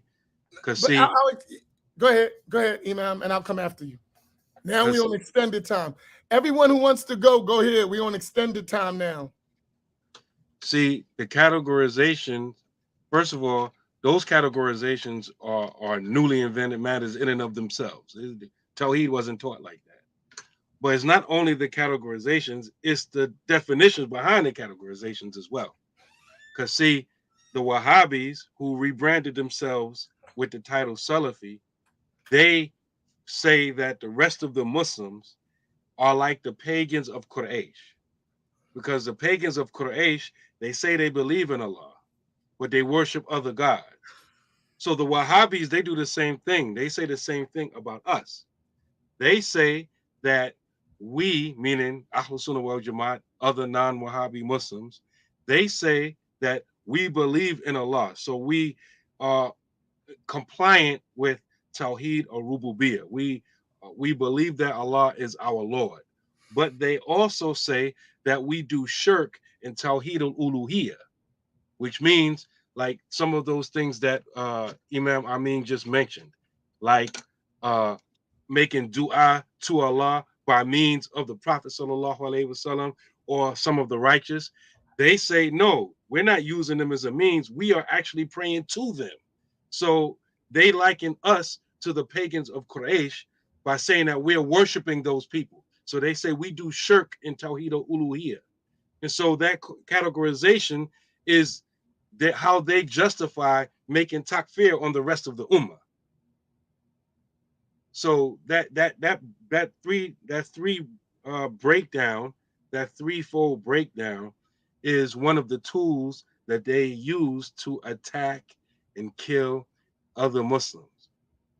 And so that's part of what was used to, undermine, if you go back in the history, the Ottoman so-called Khilafah, the Sharif Hussein and all of them, they use that to justify revolting and fighting against other Muslims by saying they weren't Muslim anyway because they do shirk in the area of Tawheed al-Uluhiyya. And with regards to the oneness of Allah's names and attributes, because some things that are attributed to Allah, they say everything has to be literal, right? Literal. And we say no, it don't have to be literal. They say because we say it's not literal, that we are denying the attribute. So it's not only the breakdown is bad enough itself, but the definitions behind the breakdown is even more dangerous. I'm sorry. No, that's it. Because what we don't realize, Wahhabism is a political religious movement. We think it's just solely religious. And we don't understand that it was a political religious movement, more political than religious. It was a political movement that had religious overtones to advance their political objectives. And that division is a part of it. So if I can say that the Ottomans are kuffar and mushrikun, then what can we do?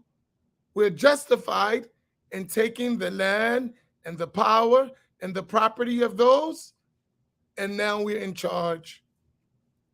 So come up with a religious doctrine that justifies our political aims. They're all kuffar. They're not Muslim. They're mushrikun, grave worshippers.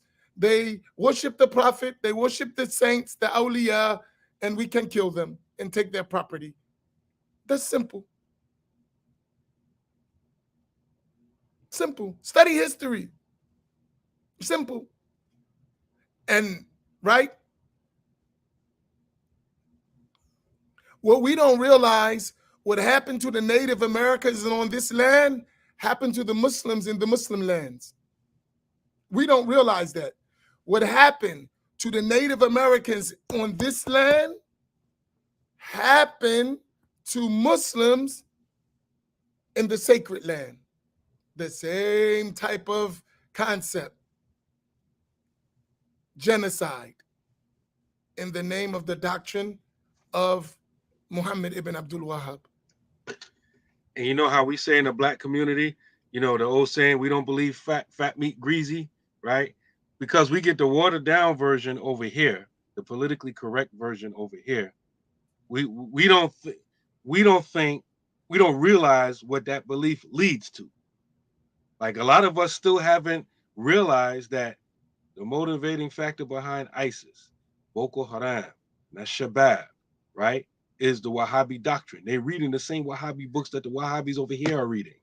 The only difference between the Wahhabis here and the Wahhabis over there is they have the political power, the military and weaponry to carry out. That's why you see these groups that I mentioned, who they attack most, Muslims, right? In their mind, they're not attacking Muslims. They're attacking kuffar. So these are our issues. Huh? Go ahead. It would be the same thing over here if they control the government, right? But they don't. So they just use other watered down words. You're deviant, you're off it, you're not on the minhaj. But in other places where those groups have power at, you know, you kufar. You're not no deviant. You off it, and we're coming to you, and we taking your property, we taking your women as concubines, and we doing all that kind of stuff. Even though you say La ilaha illallah Muhammadur Rasulullah, and I say La ilaha illallah Muhammadur Rasulullah. But from their perspective, we saying the same thing, but y'all mushrikun, y'all mushriks, and your blood is halal. And here's the thing. This ain't us talking. This is documented historic facts that you can't deny. This is not us making it up, right?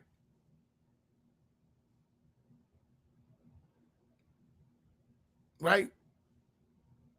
This is reality stuff. Kamal, basically, Ibn Taymiyyah before him kind of like divided it into two. And then he slapped on number 3 in his time. Oneness of Allah's names and attributes. So he wasn't building from scratch. You know, he built his new belief system on the foundation that Ibn Taymiyyah laid generations before him.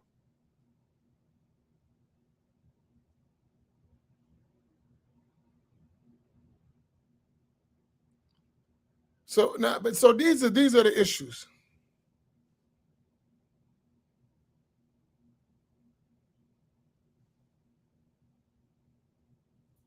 Let me see. I think more time is needed, which we don't have. We pushing it seriously. But I agree. Maybe tomorrow we can discuss this in more detail, right? And if Imam Naim, are you free tomorrow? Yeah. Let's prepare a complete layout for this for tomorrow. I got to talk to the reader and get her permission, right? That we can extend these scattered thoughts for one, because I think it's important, right? To discuss it for the benefit of our community. Example, how would you explain Tawheed? That's a good question. Clarifying disagreements in the definition and in belief. Good point. For those that need a more academic experience. Good point. Does the brother himself refer to himself in that manner? Yes. You know what I think y'all missing? The Wahhabis fight among themselves so much that you don't realize they all Wahhabis. Right? We don't say Salafi. We say Wahhabi. We don't allow them to rename themselves. So when we say Wahhabi, that's what we're talking about. It's not personal.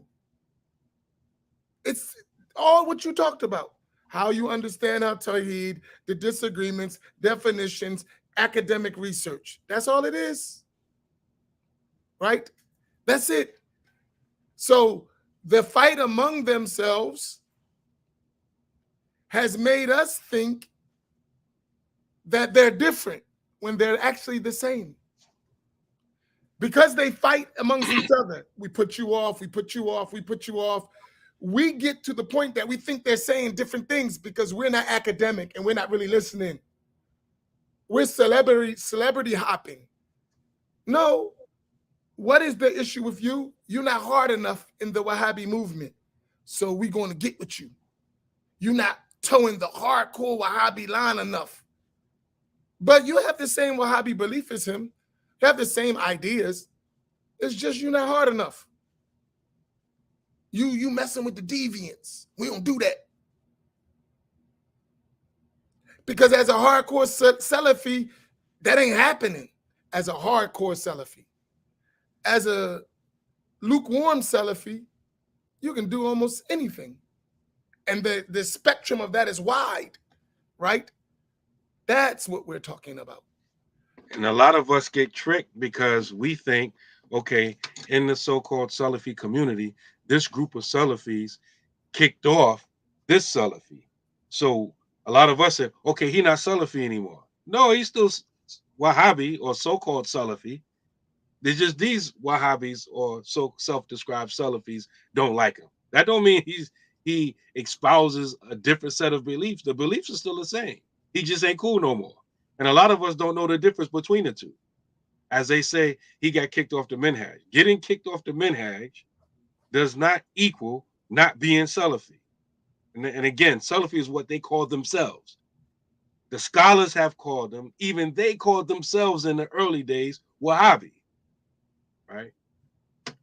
But we don't know the difference because we don't get subtleties and nuances. It's just like, it's just all one big blur. Well, how can it be Salafi if the other Salafis kicked him off? Because he still has the same beliefs as the ones who kicked him off. That's how he can still be a Wahhabi or a Salafi.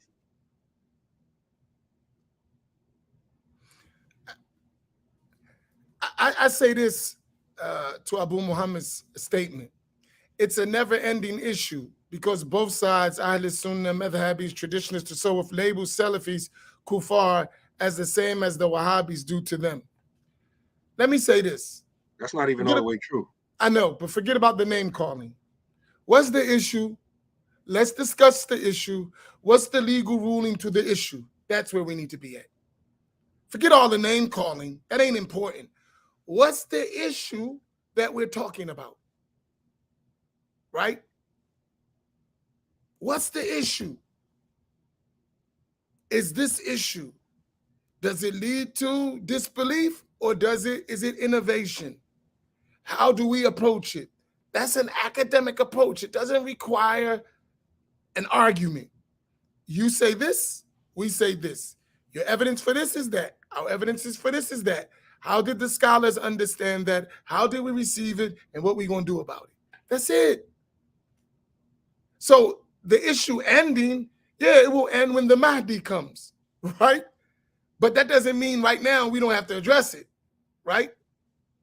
So I don't think it's an issue of just because that's intellectual laziness. When you just say, oh man, it ain't going to change. No, deal with the issue. It might not change for you or you. It may change for me or it may change for him. So deal with the issue. Stop talking about the personalities. This issue we're talking about has nothing to do with me, has nothing to do with Shadid Muhammad. It is something that exists before both of us. So we're just inheriting something. Either we inherited something good or we inherited something bad. That's it. Nothing more, nothing less. And intellectual honesty tells us to deal with the issue, not the person. That's it. That's it. Nothing more, nothing less. Right? And I think we should deal with that. It's not personal, man. I don't know why I say that because we like drama.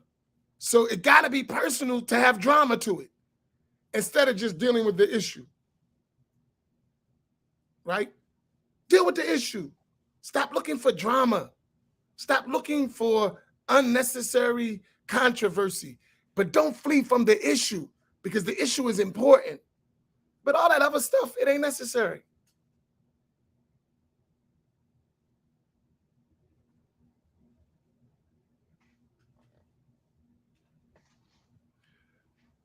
I'm going to give you an example. And I'm not attacking you, Abu Muhammad. We're just having a conversation. So don't think I'm attacking you, right? Is Tatsin and Tashbih in and of itself, without details, labeled kufr by all of Ahl Sunnah? Yes or no? Is Tatsin and Tashbih, Tatsin, giving Allah bodily attributes, Tashbih, likening Allah to the creation, labeled kufr without details by all of Ahl Sunnah? Yes or no? That's a question because you put the statement out there. Is that true? Without details. Just Tatsim and Tashbih is labeled kufr by all of Ahl Sunnah. Is it? Without any details?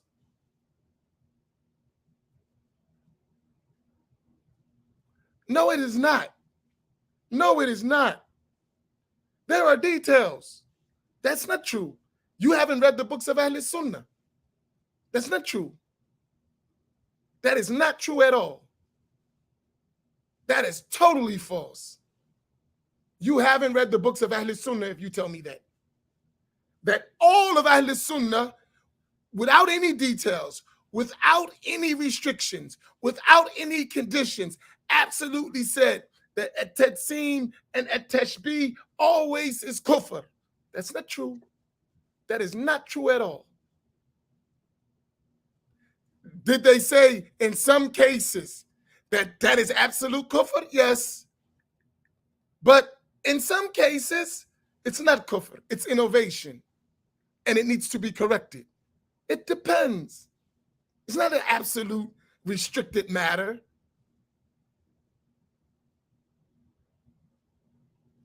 So, because not all of Ahl Sunnah have the same definition of Tashbih and Tetsim.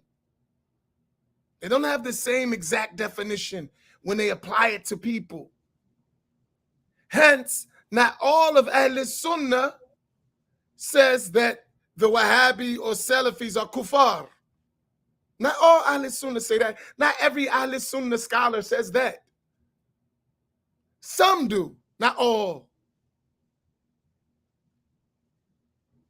Some do, not all, because there are details to the issue. It's not just plain. Move on. Do all Salafis, Wahhabis, say that tawassul is kufr?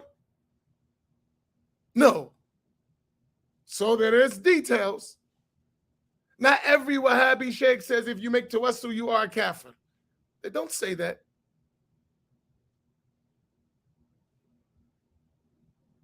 They don't say that. So there's details. That's what I'm talking about. Not just blanket stuff. It doesn't work like that. And for us, we have to learn to critically think and go beyond what someone else is shoving down our throats. Because we got to deal with our own problems. And that shoving that stuff down our throat is our problem, not theirs. We got to be able to assess things, to examine, to critically think, right? Not somebody tell you this is the way it is, and that's it because we intellectually lazy and we don't want to study, so therefore we accept what someone tell us who don't have our best interests at heart. We can't accept. Absolutely not. Right?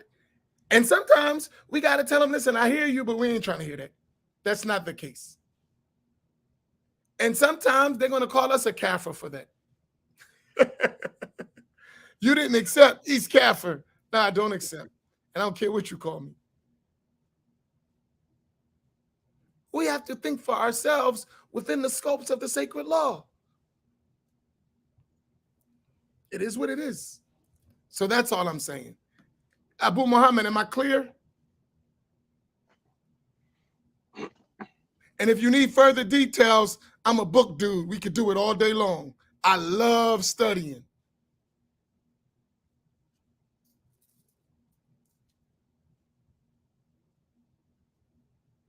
This is my thing, so I love to do it. My whole life is in this stuff. So if you want to like examine the issue, we can. And you don't even need to bring your books. I got it all you need. Like, this is my life. Okay, we good? I'm good.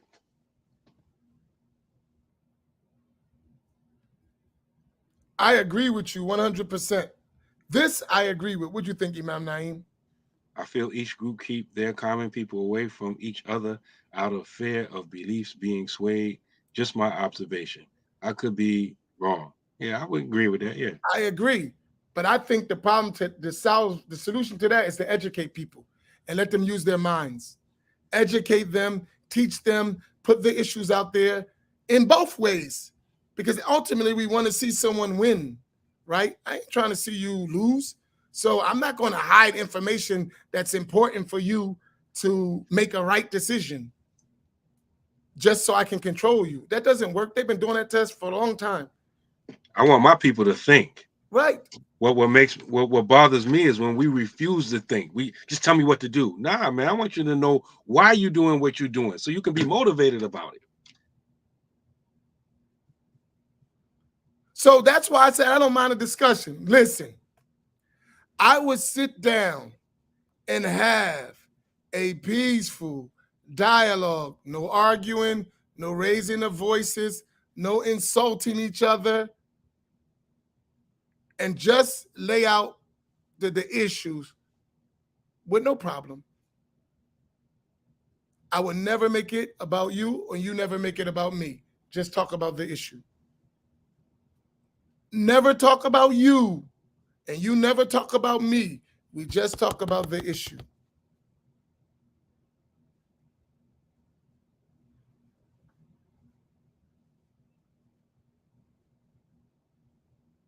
I'll give you an example. Let me share this with you. I have a friend, and I consider him a friend. He Wahhabi. He won't tell you that, but he's a Wahhabi. He's Wahhabi, but he will not say that. Hey, I'm not no Wahhabi. I don't know why you keep telling me that. Yeah, all right. Right. Right. But we friends. We cool. It's my man's. Right? And we talk. We kick it. Right? He's a good dude. A good dude. I love him. But he's a Wahhabi. And when we talk, we have our talk.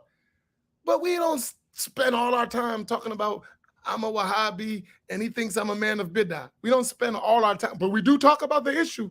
And if you heard us one-on-one, we go. We be going. After that, you still my brother. You on that deviance, but you my brother.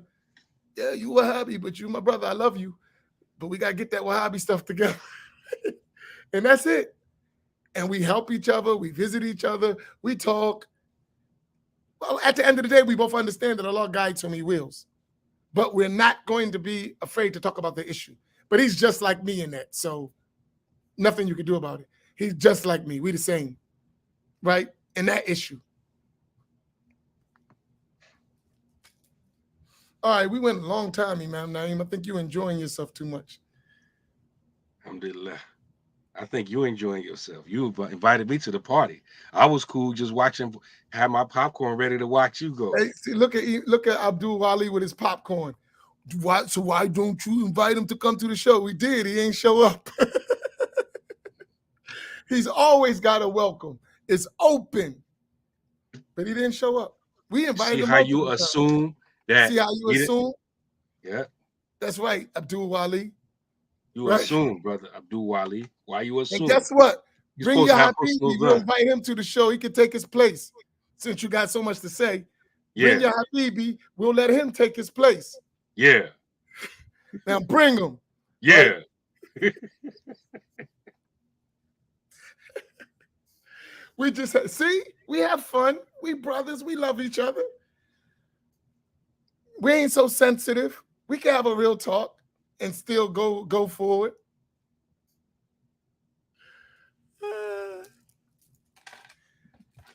Now, since you said why we don't bring them, bring them. The invitation is open. Tell your Habibi to. Remember the Harlem Nights? What's the lady's name? The lady that knocked Eddie Murphy out or punched him. What's her name? I forgot her name. Della Reeves. Della Reeves. That's her name. That's a name. I forgot her name in the movie. No, but the person. Yeah. Remember they was in the movie and she was like, bring ya. Yeah. That's what he's saying to Wale. Tell Habibi to bring it. Oh, now you want to hit people with garbage cans. Now I got to cut you.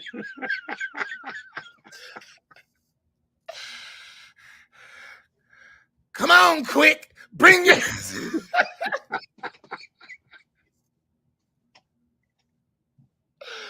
Oh, man.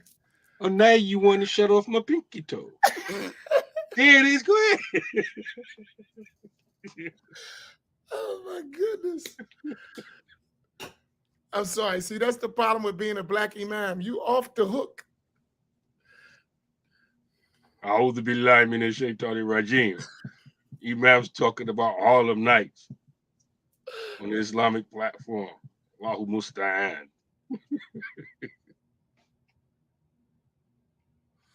See, this is what happens. Be fair, Abu Muhammad. Be fair. All of us as black people have suffered from that. The Salafi people have suffered from that. Right? Those Salafi Wahhabi people, they suffer from that. Sunnis have suffered from that from abroad.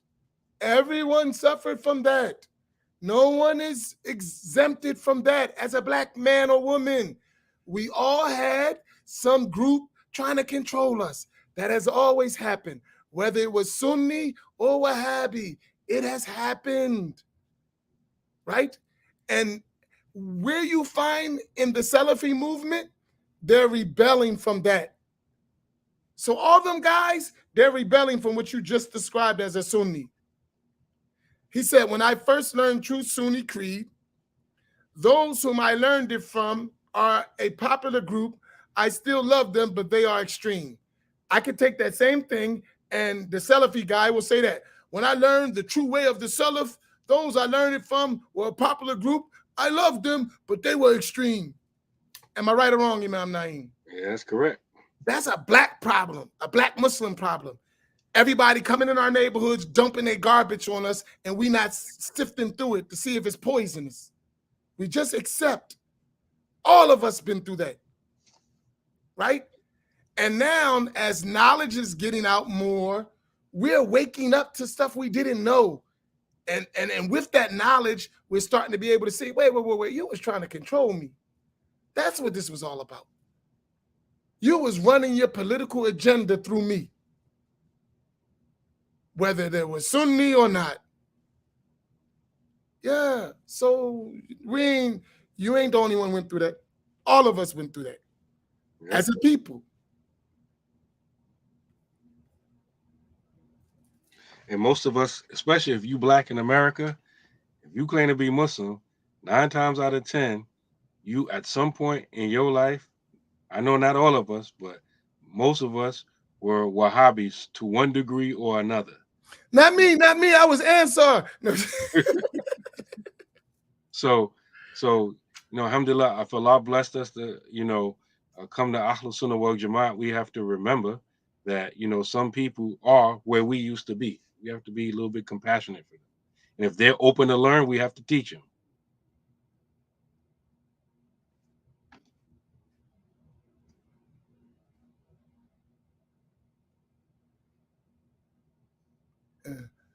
Hey, Abu Muhammad, listen, I've been around a long time.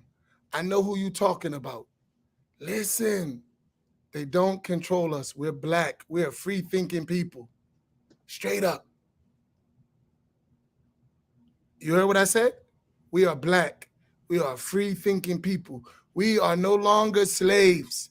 Not to the Mr. Charlie, not to the Arab, not to anyone. We are free-thinking people. Because a big sheikh says something, that doesn't define all of Ahl Sunnah. Big sheikh doesn't equal hujjah or dalil. Right. And there can be a legitimate disagreement among big sheikhs. Let me help you with this, right? Let me show you how this works, right? My sheikh says this, and his evidences are this. Follow me. My sheikh says this. His evidence are this. And since he's this big scholar, what he say is written in stone. And whoever contradicts what he says is kafir. Does that sound familiar? Now let me move that down the line a little bit, right? Let me move it down the line. Was he the only big learned sheikh who's a big scholar? Is the scale of learned sheikh, big scholar, contingent upon this individual, no matter who he is? Does he represent all of Ahl Sunnah? Is his opinion or his thought, even if it has weight, mean that every scholar gotta feel the same way he feels? And what is the Islamic evidence of that?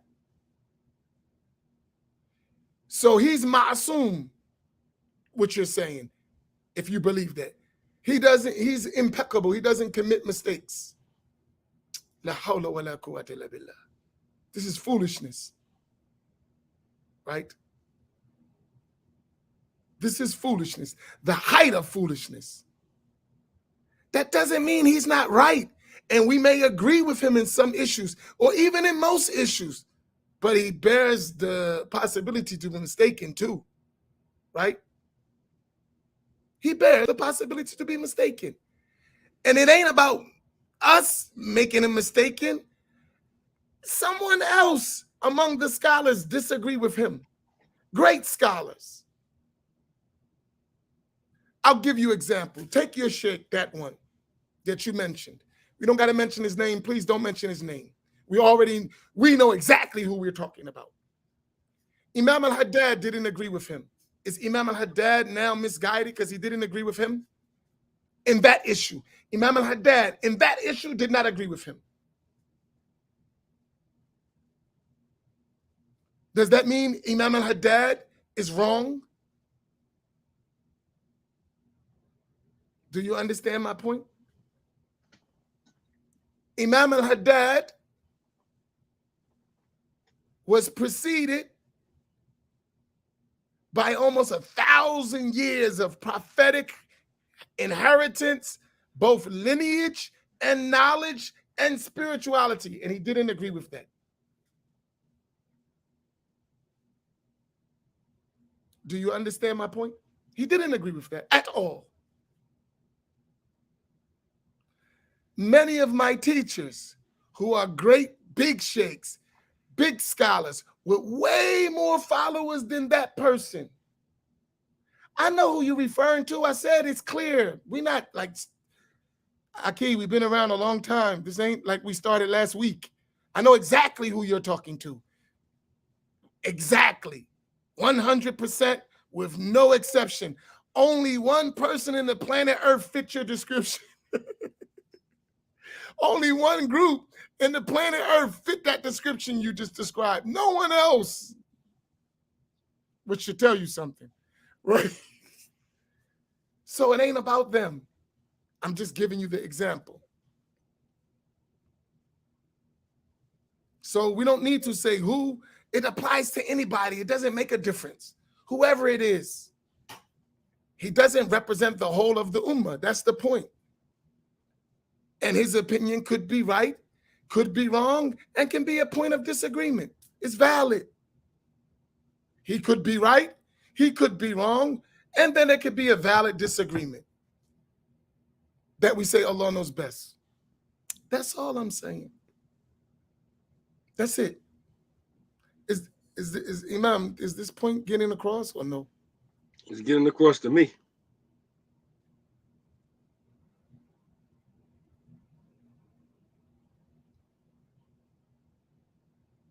I don't think Abu Muhammad is catching the part about details. Yeah, I know.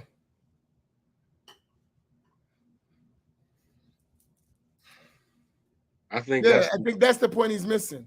Yeah. He's missing details. Abu Muhammad, you're missing details. Abu Muhammad, inbox me with your number. Me and you will have this discussion offline in details. Abu Muhammad ibn Hisham, inbox me your contact. We'll have this discussion like verbally offline, and I'll explain it to you in details. That way you can really get a detailed understanding of what I'm saying. Because those people only tell you their side of the story, and that's a problem. They don't tell you the whole story. They tell you just enough so you can follow them. That's it. They never give you the whole story. That's what people do to black folks. Tell us half the story so we can follow them. Never tell us the whole story. And make it forbidden for us to go learn the whole story. Whether they do it from this side or that side. Don't talk to them. It's hilarious that we still going for the banana and the tailpipe stuff in 2022. Okay, we done? Yeah, we done. We go all day with this stuff. All right, Imam, close us out with dua. Abu Muhammad, please send me your contact. Let's talk about it. Alhamdulillah. Alhamdulillah Rabbil Alameen. We pray that all of us have benefited from this conversation. We pray that first and foremost that these conversations, these scattered thoughts, these dialogues bring us closer to Allah subhanahu wa ta'ala. We pray that these conversations are are beneficial for us, not only as individuals, but for our families. And we pray that Allah subhanahu wa ta'ala will increase us in knowledge, increase us in sincerity, and bless us to stay and remain guided. And that Allah subhanahu wa ta'ala will put love between all of our hearts. سبحانك اللهم وبحمدك نشهد ان لا اله الا انت واستغفرك واتوب اليك والعصر ان الانسان لفي خسر الا الذين امنوا وعملوا الصالحات وتواصوا بالحق وتواصوا بالصبر. السلام عليكم ورحمه الله وبركاته. Wa alaikum salam wa rahmatullah.